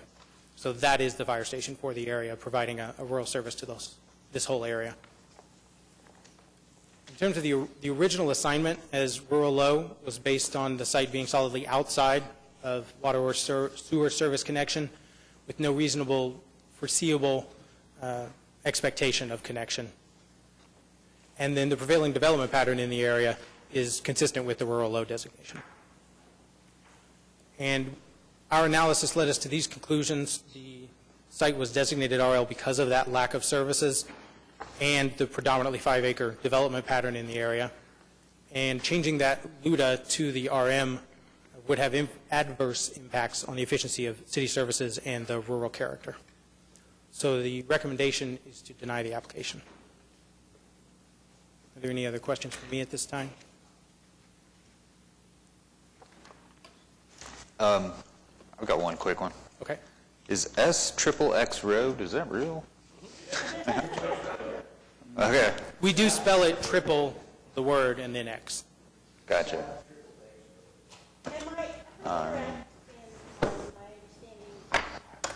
That notice is not required to property owners surrounding the site for this particular application. That's been our understanding. I would defer to legal if they... So when you say that there's no associated application, the applicant has not indicated why they're requesting the change. The closest thing that we have, it should be the last page of this item in your packet, is a draft, not for development purposes, but something that looks very much like a plat that explained their intent to, again, this is all we had, use between more 2.5 and 3.5, mostly 2.5 acre lots on the site, but we don't have anything formal in writing that says, well, so we have that, which explains an intent to us, but there is no formal application for a zoning or a platting that's associated. They've cleared the site, roughed the road already. So they're planning on a subdivision for sure. I looked at it this morning. I'm glad Janice brought that up, because I had two questions. I get that there's no associated application, but the applicant here is Raymond Johnson of SWM and Sons, Inc. Why aren't we hearing from him? That would, I think usually be the next thing. So, I'm sorry, I missed that. What'd you say? That's usually the next progression after I've finished now with all of the facts according to staff. So they're just. Well, usually there's an associated application with it, but there's not one here. Is that correct? Correct. Okay. Is this the applicant? Would you come forward, please give us your name and address for the record? I'm Stan Molaski with SWM and Sons. I'm the landowner and developer of this. And we wanted to go in with 2.5 acre tracts instead of 5 acre tracts, largely because there are hardly any 5 acre tracts to buy. When they are, they're usually 165 by 1,300 foot deep. They're little narrow tracts. I mean, there's a big need for 2.5 to something more than one. I know you guys wouldn't approve one, or I probably would have came in with one to get more lots out of it. But 2.5 acre, there's hardly really anything out there to get. I mean, I know it's out there a ways, but there's brand new homes, as you can see on that earlier plat. Those are 5 acre tracts. They're only 200 feet wide, or 225. I own the last one that's over there. There's nicer new homes, less than 20 years old, all the way across the street for most of that mile right there, 3/4 of it. There's a 1 acre subdivision at 104th and Choctaw Road. I mean, I don't know why staff is saying we shouldn't allow this. I mean, there's no sewer and water within 15 miles. That's kind of the deal with the water. There won't be any water if we keep going with it. There's nobody needs it. I mean, it's not there. I'm talking well water. Yeah. So I'm not sure why staff has a problem with making 2.5 acre tracts. Not everybody wants 5 acres to maintain and take care of. Like I said, largely the 5 acre tracts anymore, the only ones you can get are 165 feet wide. It's not really the staff that wants that. We have a plan that's been adopted that has a designation for this area, and we have people come down here every time we meet that you might have heard some earlier today to talk about the rural nature of the area and how they bought it for that reason, and they don't want to see it subdivided into smaller tracts and so on. So there are parts of the city that are set aside for that, and parts that are set aside for more compact density. So I don't think you'll have much objection there. There are newer homes across the street. These will all be, 2,000 to 4,000 foot houses. There's a need for it in the area. There's not anything around. To me, one of the issues here is the fact that whether we'll have objection to it or not, we don't know today because there was no notice sent, because there's no associated application. Yeah. I mean, that's been a recurring theme today. This is extremely when troubling. People should object to things and Yeah. missing their I went out chance to that to do so. site today, and- no application, but it's obvious. I wish- Got a rough cut road and Well, I wish Susan had trees have left. been cleared. She'll be right back. How can we entertain applications that don't have a supporting rezoning application? Because let's just say that we approve this today, just for funsies for a second. Yeah, they could have any other application. They're going to come back in 6 months from now and go, well, you amended the comp plan to allow for it, so now we just want to zone it. And then when the people come in and oppose it, they're going to say, well, we didn't know anything about the comp plan being, altered, right? And we hold this thing out to be this planning tool. If that's true, then people should deserve to know when that's going to be altered, especially if they're going to come in here and claim that they bought their home on the rural character of the area. It's very troubling to me. I don't think you should be able to come in and make a comp plan amendment without having an adjoining application to rezone it. I don't think that should be the way that's done. That doesn't make sense. Well, maybe it's my mistake. I understood that we were applying to go from 5-acre tracts to 2.5-acre tracts first. And the next meeting, we would bring in the plat. I grant you that the process is extraordinarily complicated and agree with you there. But I'm troubled for the people that aren't you because they don't know what you're doing. We know what you're doing. You've shown us, but they don't know it. And so, I mean, for us to even consider an amendment to the comprehensive plan that doesn't have a supporting rezoning application that people were noticed on, to me, is extremely troubling. There is no way I wouldn't support any application, even if I loved it, on that reason alone. Ryan Webb was here today with the same problem. He didn't know about the rezoning. That's public. He could find that. But they don't know about this. So bring this back, the same thing, just bring it back as 2.5-acre tracts and go for both of them at the same time? Plat, application, and, yeah. I don't know that look, I do have, I'm not arguing potentially the commercial aspects of what you're saying about there may be a need for the property in that area. That's not my point. I mean, and I you know, frankly, I'm not familiar with the area. I do know, in looking at that map, though, that it is 7 to 8 miles east, am I right, of Draper Lake? 6 miles, maybe? Yeah, 5, yeah. You know, a 2.5-acre development out there with, I mean, look at that. Look, I mean, Well, what would be wrong with it? I mean, as far as... I'm just saying, I view that area as substantially rural. There are some big, nice houses. I'm sure there are some big, nice houses, but they may be on big, nice lots, It's too. not all chickens and pigs out there. Now, I'm sure it's not, but they're on 5-acre tracts, not 2.5-acre tracts, or not 3.5-acre tracts. If you look at the houses, the 5-acre tracts right across the street, most of them are less than 15 years old and over 2,500 square feet. That none of them have barns and chickens. I mean, it's nice homes, because that's the only thing out there to buy is 5 acres, and you can't get those anymore. Well, and I guess the point I would make is, to an extent you made my point, when I think of rural, I don't necessarily mean that it's barn and horses and cattle and things like that. It's developed in a rural pattern. It's developed with big 5-acre lots. And those people out there kind of, I think, bought those houses under the assumption, wrongly perhaps, but that those were, and looking at the comprehensive plan, they go, hey, it fits right with us. So I can't get there yet. You went to that area, and the parade of homes starts this weekend. I mean, there's homes open all over, out in Choctaw and Hara and all over out there. I mean, if you go look out there, there's a big need for 2.5-acre tracts. I mean, there's a need for 1-acre tracts, but I realize with the zoning that you have, that would probably never fly. Although there are some. I would warn you that, I mean, you can go back and resubmit this and do the application and have the neighbor notice. You're going to have a really hard time, I think. Why is that? I think you're going to get opposition. Count to 5. You what? You can't count to 5. I don't think you can get the votes for it. I think you're going to have trouble here, and you're going to have opposition once you I submit don't think that. I'll have opposition from the people.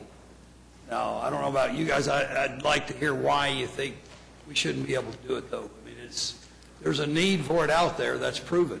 Go out there and look. But we're not here to assess the commercial, as Commissioner Hensley pointed out, we're not here to assess the commercial need, sir. That's not what our job is. I'm talking about home sites, not competing commercial. No, the commercial viability of your proposed home sites. We're not here to assess the viability of your project, and we're not making decisions based on the merits of your project. What we're here to do is assess whether this project fits within the comprehensive plan, and frankly, what I'm here to do is to protect people like Ryan Webb, who didn't have notice that this amendment was going to be on the agenda today. So I'm not comfortable with that. I'm curious to hear legal's take on whether notice should be required for these applications. That's my fault. I just thought, I understood that I just needed to get an okay for the 2.5, from the 5 to 2.5 acre. When you do 5, I mean, would you rather see trailer houses on 5 acres or nice homes on 2.5 acres? I think that there's not necessarily something inherently wrong with the process that's been followed. It perhaps makes sense not to go to the trouble of developing a plan for the development of the property at a lower density until you know whether you're going to be able to achieve that through a comprehensive plan amendment. That's why we're here to look at that. I don't think any of us are inclined to, from what I'm hearing, to support a reduction in the LUDA for this property. I think it's rural in nature. It's for the reasons that were stated. There's a lack of urban services to support higher density. You don't have There's services. a predominance of You don't have 5 acre. services anywhere Excuse me, out there. sir, I'm speaking.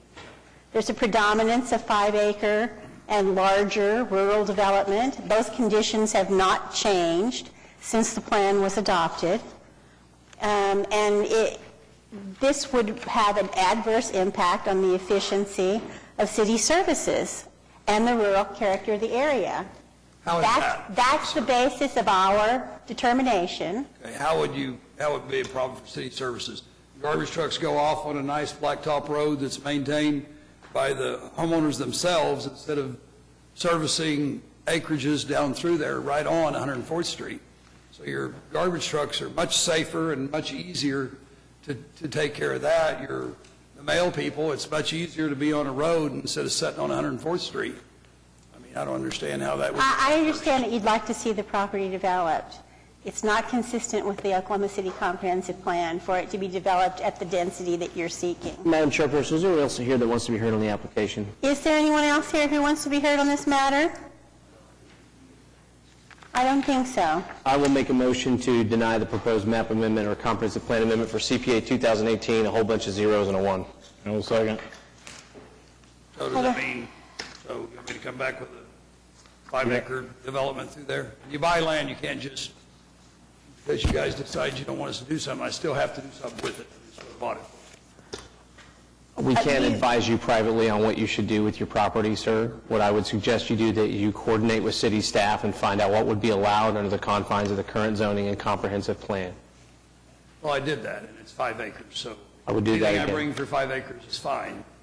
Y'all would rather see trailer houses on 5 acres than nice homes that pay a lot of tax dollars on 2.5, 2 to 3.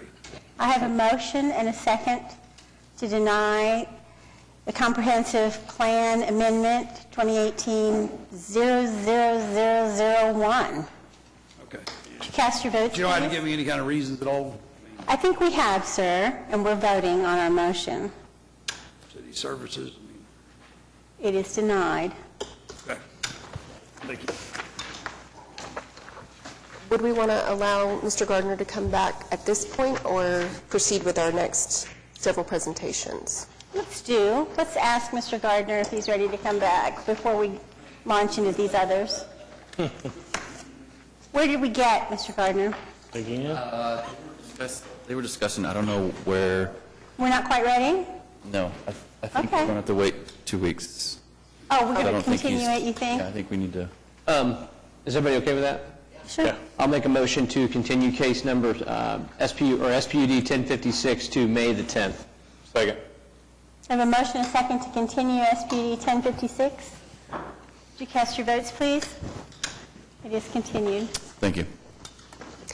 The next item on the agenda is a resolution to adopt Bike Walk OKC, which is the city's pedestrian and bicycle master plan, and refer the plan to City Council to also receive for concurrent adoption.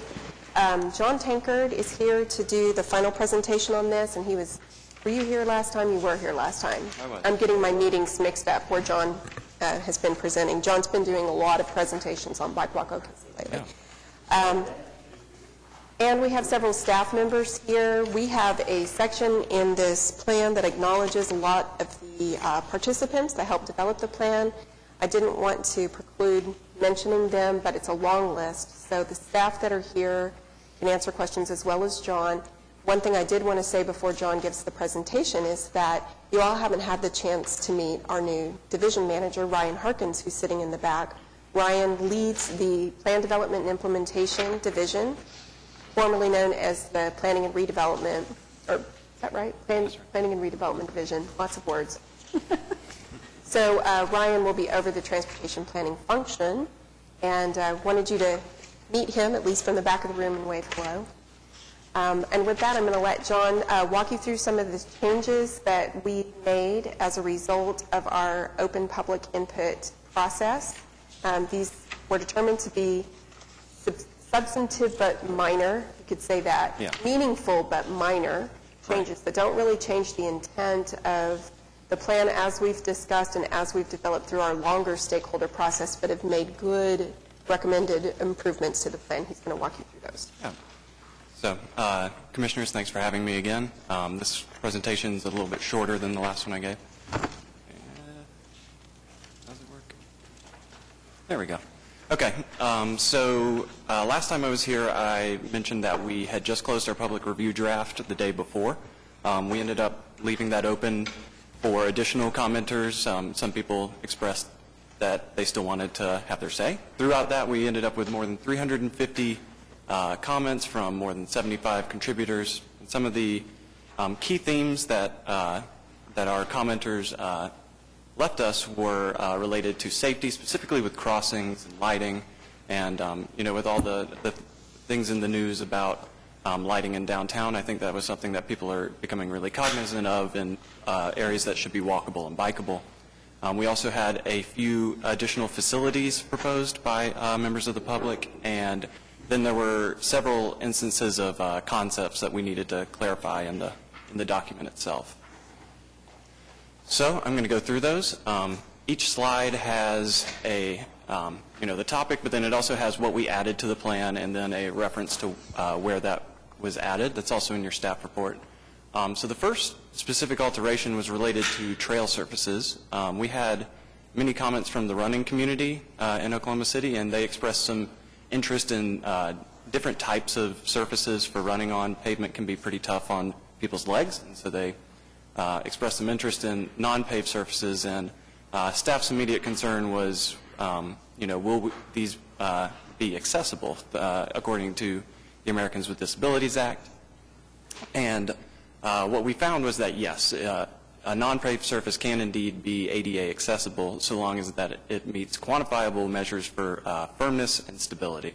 So we learned that they are indeed ADA accessible if properly maintained, and maintenance is the real concern on those types of facilities. So we added language specific toward that and kind of addressed the issues brought up by a couple of commenters, the running community and the ADA community. Next was crossings, and specifically making sure that bicycles are able to move through intersections safely. And while a lot of this is going to come down to implementation and design of facilities, we wanted to at least acknowledge one of the key things that people kept bringing up, which was that bicycle traffic signals exist, and that may be an appropriate option at certain intersections where you could picture that on like South Grand Boulevard Trail where it crosses a major arterial. This was a big one, dockless bike share. I'm not sure if any of you have seen things about this in the news. Dallas recently had an enormous influx of these private companies bringing bikes that can be shared. Something like 20,000 of them brought into Dallas over the last year or two. And some major concerns have been brought up based on that about bikes being abandoned or sidewalks being obstructed.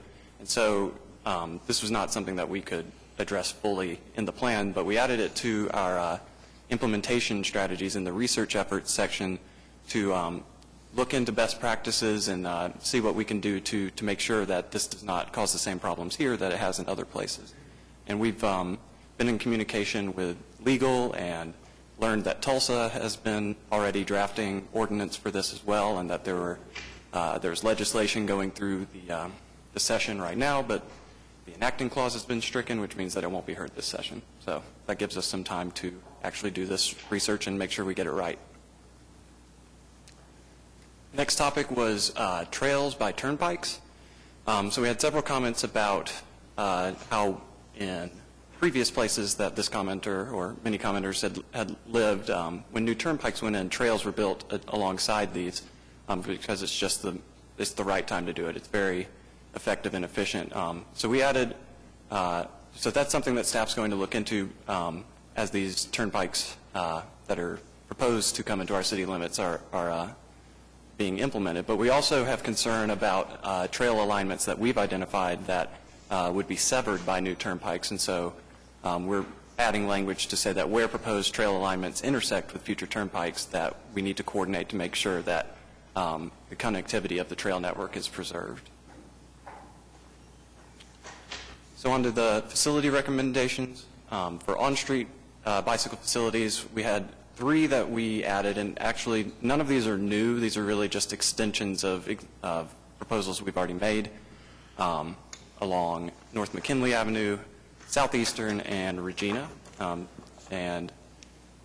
These are alignments that, the conditions that we looked at on the facilities that were previously approved to be in the plan are less of a problem in these areas. So traffic counts are lower, the right-of-way is sufficient, and these, as well as all the other facilities in the plan, are addressed by caveat language. If we go out in the field and discover that there are design constraints or engineering comes back and says these are not appropriate, then we would look for adjacent alignments or a different facility type to accommodate bicycling on these streets. And there they are. We had one trail addition.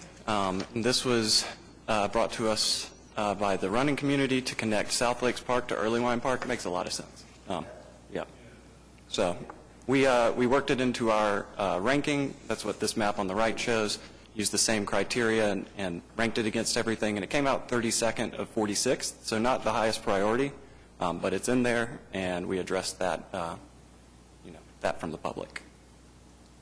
Finally, we had one change in our sidewalk plan, and that was to add a transit priority location in the area of the Homeless Alliance Day Shelter, which is, this map is just showing that it's equidistant between 2 embark lines, and a lot of the people who use the services at this location use the bus to get there. And data does not do this area much justice because there's not a lot of permanent residents. And so this was actually the best way for us to get this into the plan, was for Homeless Alliance to be engaged in leaving comments on our document and helping us realize a gap in our proposal. And so we added that in there. And funny story, I was on the phone with them and told them, yes, we will address this. And I got a call after work that day from their communications director who was walked outside, and sidewalks were being built across the street from them from a new development that they didn't know was happening. So there's never been sidewalks there. And the day they ask for sidewalks, they get sidewalks. So, That's service. yeah. We're very, very fast at the City of Oklahoma City. Yeah. Borderline miraculous. So with that, here's Sarah's son, as always, riding into the future. Thank you for listening, and I hope if you have any questions, I'd be happy to answer them. Commend you and your staff and your colleagues for good work again. This is impressive stuff. It really is. So, great job. Thank you. Do we make a motion on this? This is the big day for Planning Commission to get to adopt a plan. We don't do that very often. So this is the adoption What kind of request. motion do we make? The one that's written. Yeah, to adopt Bike Walk OKC and recommend and forward it to City Council. And I also wanted to acknowledge, too, in terms of the staff involvement, Public Works Department and Parks Department worked very closely with us on this plan.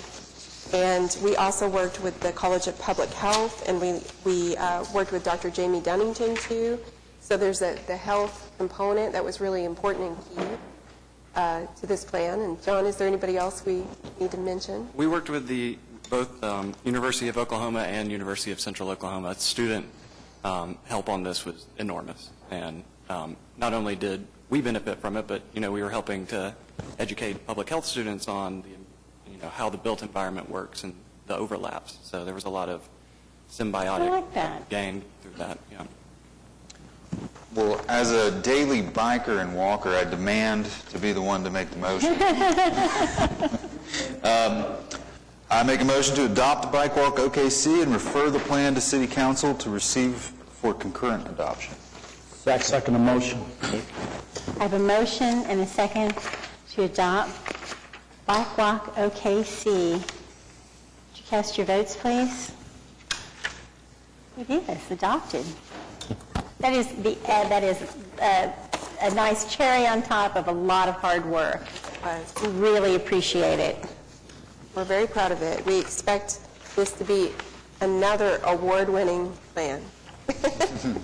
Okay, next is an item to introduce and set for recommendation to a public hearing on May 24th. This is changes to the alcoholic beverage consumption regulations, and Sarah Welch with the Planning Department is going to give you background on this ordinance.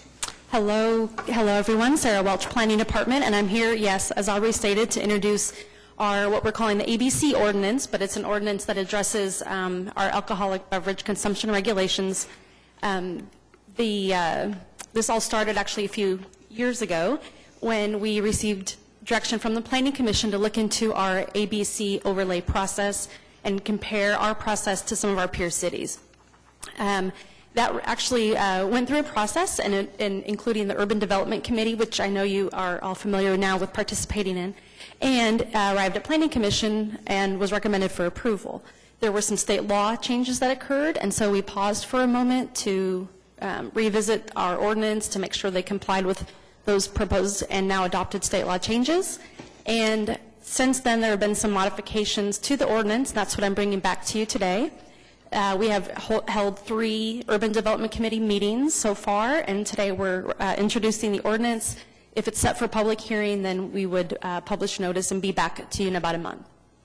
So I just want to clarify what our ordinance addresses, and that is that it addresses the sales and service of alcoholic beverages on premises. So we're talking about on-site consumption at places like restaurants, bars, taverns, breweries, and then other businesses as accessory to primary use. The current process... Shops, nail salons, barber shops, right? Absolutely. Yes, exactly. Axe throwing, that's right. I know you're familiar with it, but just for the record, I want to just talk about what our current process is for zoning for on-site consumption, and that is our ABC overlay process. Currently, under our existing zoning code, you have to pursue and receive an ABC overlay. We have an ABC1 and an ABC2 overlay, and those deal with restaurants. You must be a restaurant. You must have your restaurant use permitted in your zoning district. And currently, you have to have over 50% of your revenue from food sales. You must apply to come through this process here at Planning Commission and City Council. It costs $1,500 or $1,600 for an application, and roughly takes about 100 days, a little over 100 days. If you are a bar or tavern, your zoning district must allow the drinking establishment use. You must pursue an ABC3 application, and that application fee is $1,600. Again, it goes through Planning Commission, City Council, and takes over 100 days. You also have to meet certain separation requirements for bars and taverns. To look at our history so far, from July 2010 until present, including any pending applications, we've processed 205 of those. That's the breakdown of the types of application. It's as far as approvals versus denials, there's been 3 denials, some withdrawals, and then there's 9 pending currently of that 205. The average time it takes someone to get to the approval process, through the approval process, is 115 days. So some of the challenges we looked at when we first were looking at this ordinance, and that both the Planning Commission shares with our police department, actually, is that ABC overlays stay with the property. They do not move on per owner, and our police department was looking specifically for new tools that would be able to address problem properties. ABC3s specifically, because the zoning is in place, any problem property can just change ownership, come back through the city, and from a zoning perspective, they're in compliance. So they're looking for new tools to address that. And then the processing time with over a 100-day process, there's some challenges that that dealt with, if you are, for instance, a chain restaurant, you're looking for a process that's just clear and you know what your end result's going to be. And then from a mom and pop perspective, I know Cindy and all of us have had to be the bearer of some bad news for some mom and pops that have come in hoping to get their license and have been told that they need to go through a zoning process, and they'd be, 3 months out before they could open, or at least to serve. So that's on the bottom there is just an example of the time frame that it would take to get through our current process, given summer schedules. The Planning Commission asked us to look at our peer cities and see if our processes were similar or aligned with theirs. These are the cities that we looked at, and this was interesting and part of our conversation in our Urban Development Committee meetings. We could not find examples from these cities that we looked at where anyone used zoning to address on-site consumption. Some would have, obviously, some processes specifically for bars or taverns, but not for zoning like we do, where you zone the property and it stays that way forever. There are some state law changes that have occurred or are coming up. I'm going to get back to this in a moment, but a list of them is just that there's a new law that was passed that allows tap rooms at breweries. That's actually already in effect. There is a state law that was passed that allows beer, wine, and mixed beverage consumption in movie theaters. That's actually already also in effect. And then, of course, the one that everybody's most familiar with is the elimination of Low Point beer, and then the ability for grocery stores and convenience stores to sell beer and wine, and that is coming up and effective on October 1st of this year. So the changes that are proposed in your ordinance that actually were part of the first approval as well is that what we're proposing is that for eating establishments that serve limited alcohol, that's beer and wine, currently you'd seek an ABC 1 application, and we're proposing to make that a permitted use. For restaurants that are looking for a full accessory bar, currently you would pursue an ABC 2 zoning overlay. We're proposing to make that a conditional use, meaning that if you can meet all the conditions, then you would not stop for zoning procedures, but you still have to get your license. And I want to make it clear that licensing is still required in all of these examples. The conditions that we're proposing for restaurants would be that as long as you are, specifically if you cannot exceed more than 15,000 square feet, and if you have an outdoor seating area, that it needs to be at least 100 feet from the nearest property line of a residential use.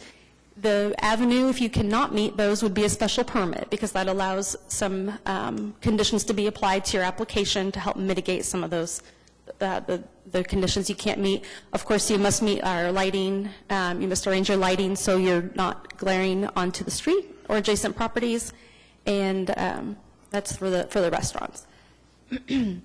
For bars and taverns, currently you would seek an ABC 3 application. We're proposing to make that a special permit. That satisfies some of our concerns from our police department in that a special permit is revocable. There are specific location requirements that apply with special permits. There you must submit a site plan so that that'll give the Planning Commission and City Council something to review. There is a notification requirement currently for our ABC. This is an internal notification requirement, but we notice out 600 feet. And then again, you come through both Planning Commission and City Council.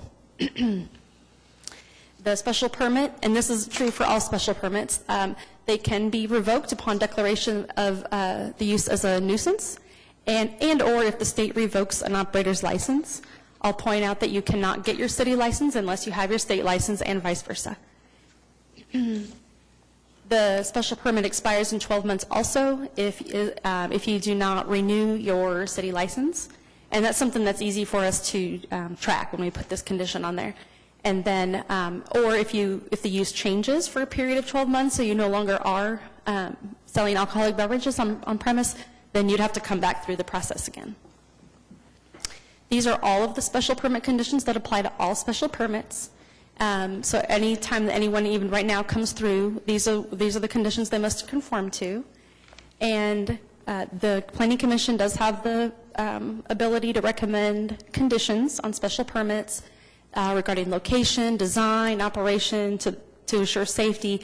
And I do have to point out that we are somewhat limited in what we can do regarding alcohol uses. From a state law, we cannot be, in this case, more restrictive than the state when it comes to specifically operations, but sale of alcohol. Okay, so that's how far we made it last time, and we've had 3 Urban Development Committee meetings. I know, huh? Yeah, thanks. We have had 3 Urban Development Committee meetings, and I'm going to run through some of these changes, and I need to communicate with any commissioners who weren't present the discussion that occurred, because when we come back for recommendation, I need you to be able to know the opinions of the other commissioners. So one of the changes that we're proposing is to breweries. We are updating our industrial use unit classifications to clarify where small breweries and breweries are permitted. That's currently all industrial districts, our TP district, and DTD1 and DTD2. We are inserting a definition for tap rooms, and we are allowing tap rooms accessory to breweries, and that is subject to state law. So they would go straight to licensing. And I might add, we have the support of our craft brewer. They've been at every meeting to make sure that, are they here today? No. They'll probably be here May 24th. Okay, so the next item we're proposing was something that came up in the interpretation of our ordinance and what we would do once we remove our ABC overlay process with PUDs and SPUDs. So as you know, we have a complicated use unit classification. We have PUDs and SPUDs that allow for restaurant uses. And some PUDs and SPUDs will specifically allow a sit-down restaurant or specifically prohibit it. And that's the ones that are very clear. We know what to do. It's the case where the PUD is silent on a sit-down restaurant with alcohol use, or it refers to an ABC overlay process that wouldn't exist anymore. The language that's in your ordinance is up on the screen, and it's basically trying to mirror what the intent of the ordinance is, which is if you can have a restaurant, limited alcohol is permitted, an accessory bar, full bar, mixed beverage license would be permitted if you could meet the conditions. At our Urban Development Committee meeting, this was an item that I need to communicate that at least 2 of the committee members did not agree with this approach and would prefer that any SPUD or PUD that is not clearly, and make sure I'm saying this correctly, but as long as it's not specifically permitted or prohibited, would be required to come back through the PUD or SPUD process. Does anybody have any comments, or does that address what we're... Okay, so that is a recommendation that I would be seeking, obviously along with any other recommendations, but that one specifically is one that I need to get a recommendation on when it comes back for a final hearing. Okay. The other area that our ordinance is trying to create a process for, which doesn't currently exist, is how we deal with those uses that are not restaurants, not bars, not breweries, and we wish to have on-site consumption, like a salon or a jewelry store came up, those types of venues. As proposed, we are we have a list here, and for ease of reviewing, you won't find this in your ordinance because it's by table, and it's so for ease, I put the use units up here. These are the proposed uses that would become conditionally approvable, and as long as you could meet the conditions, then you would proceed to our licensing division. These are the conditions. So again, it's the same size and distance that we're proposing for restaurants.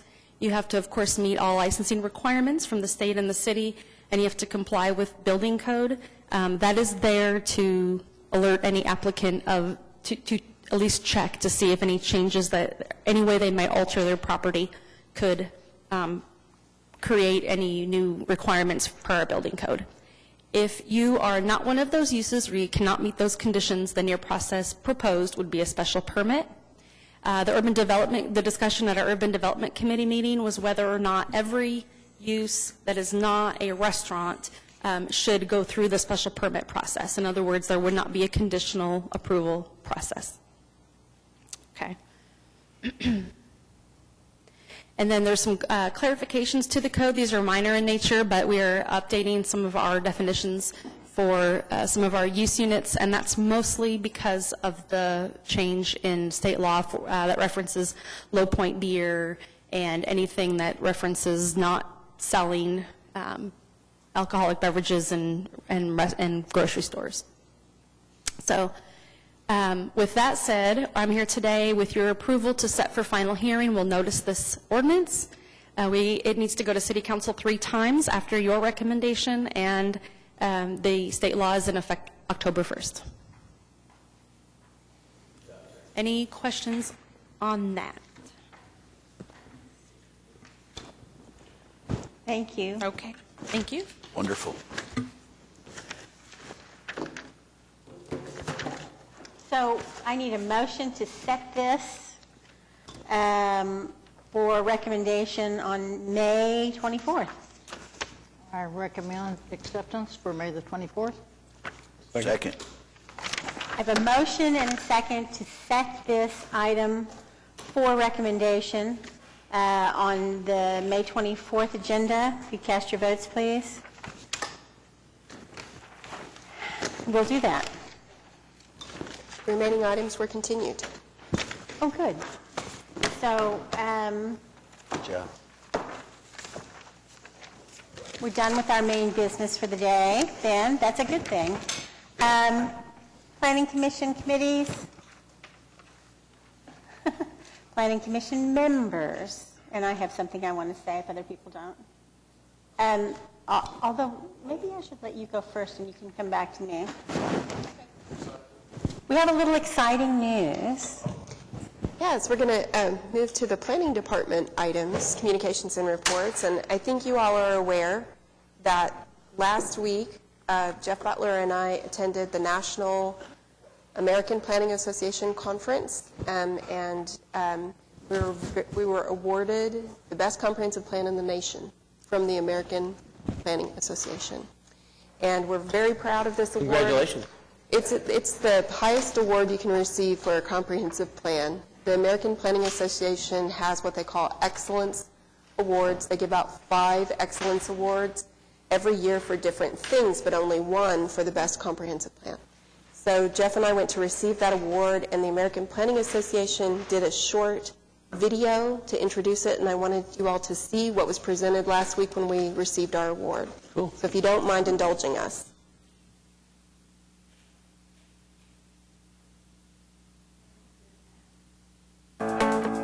Since the adoption of its last comprehensive plan in 1977, Oklahoma City had experienced haphazard growth and urban sprawl. A new plan was needed to put in place smarter land use policies.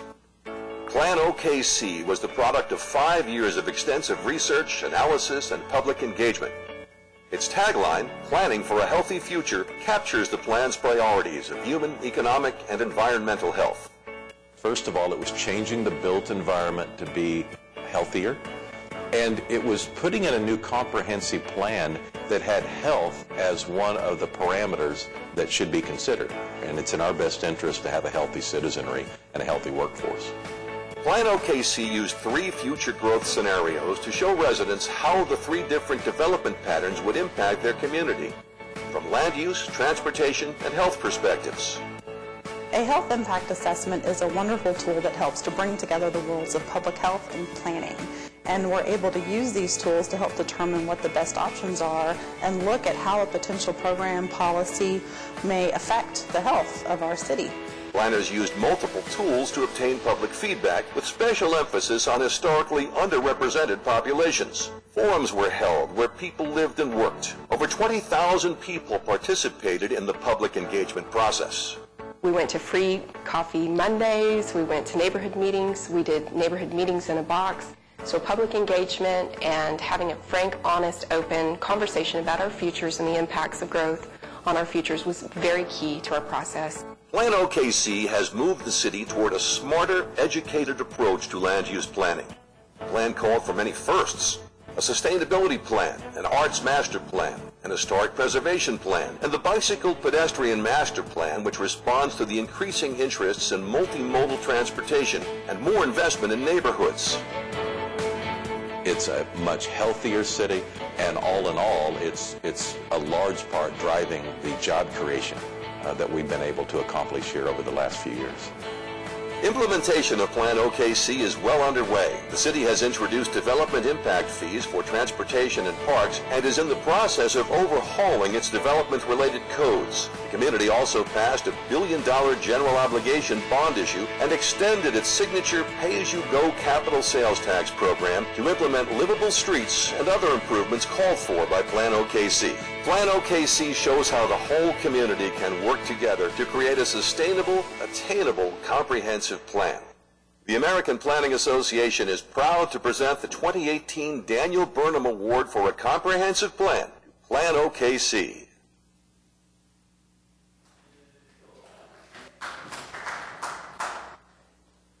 So I just wanted to say thank you.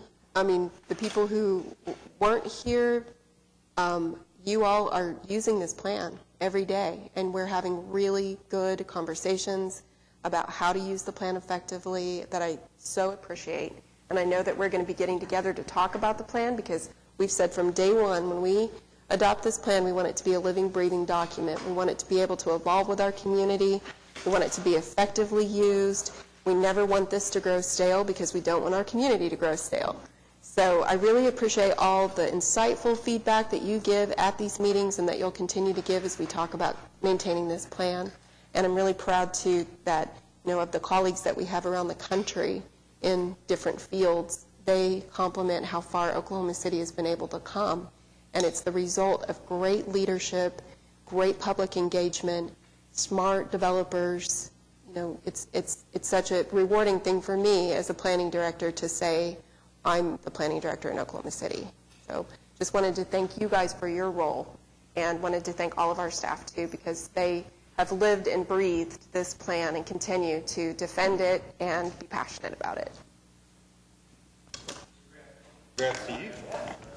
So I just wanted to say, I was having some flashbacks looking at that film, were you?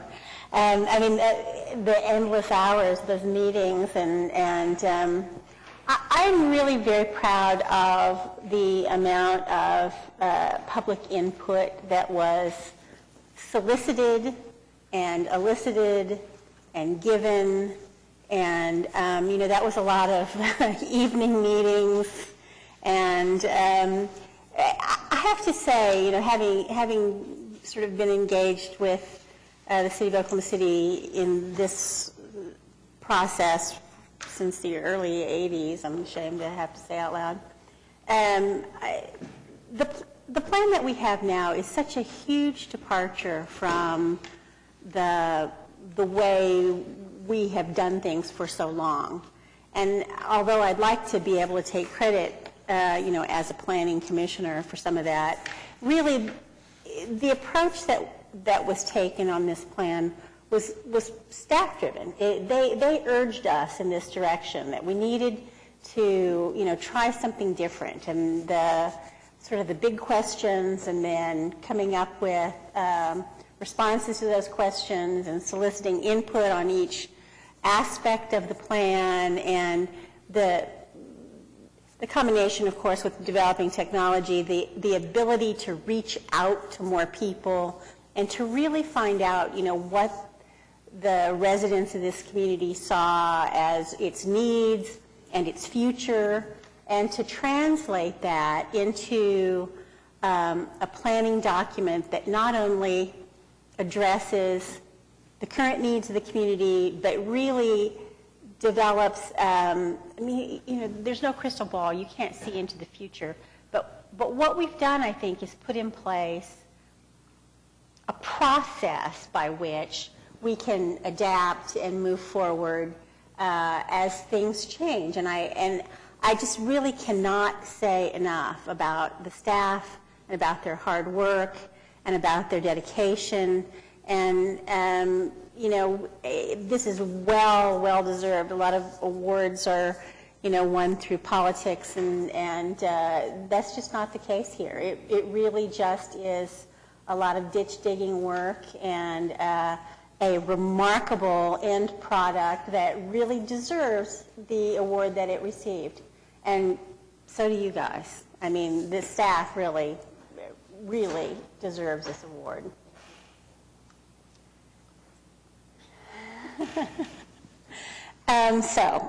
To move from that to something a little sadder, I wanted just to comment for a moment about the passing of our former colleague, Councilman and Planning Commissioner Pat Ryan, who passed away recently.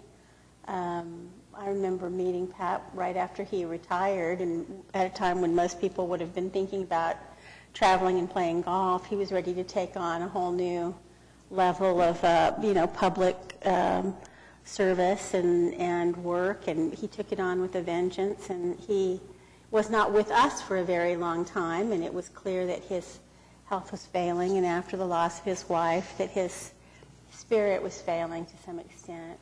But as long as he was with us, he was always on top of it, and he worked at it, and we'll miss him.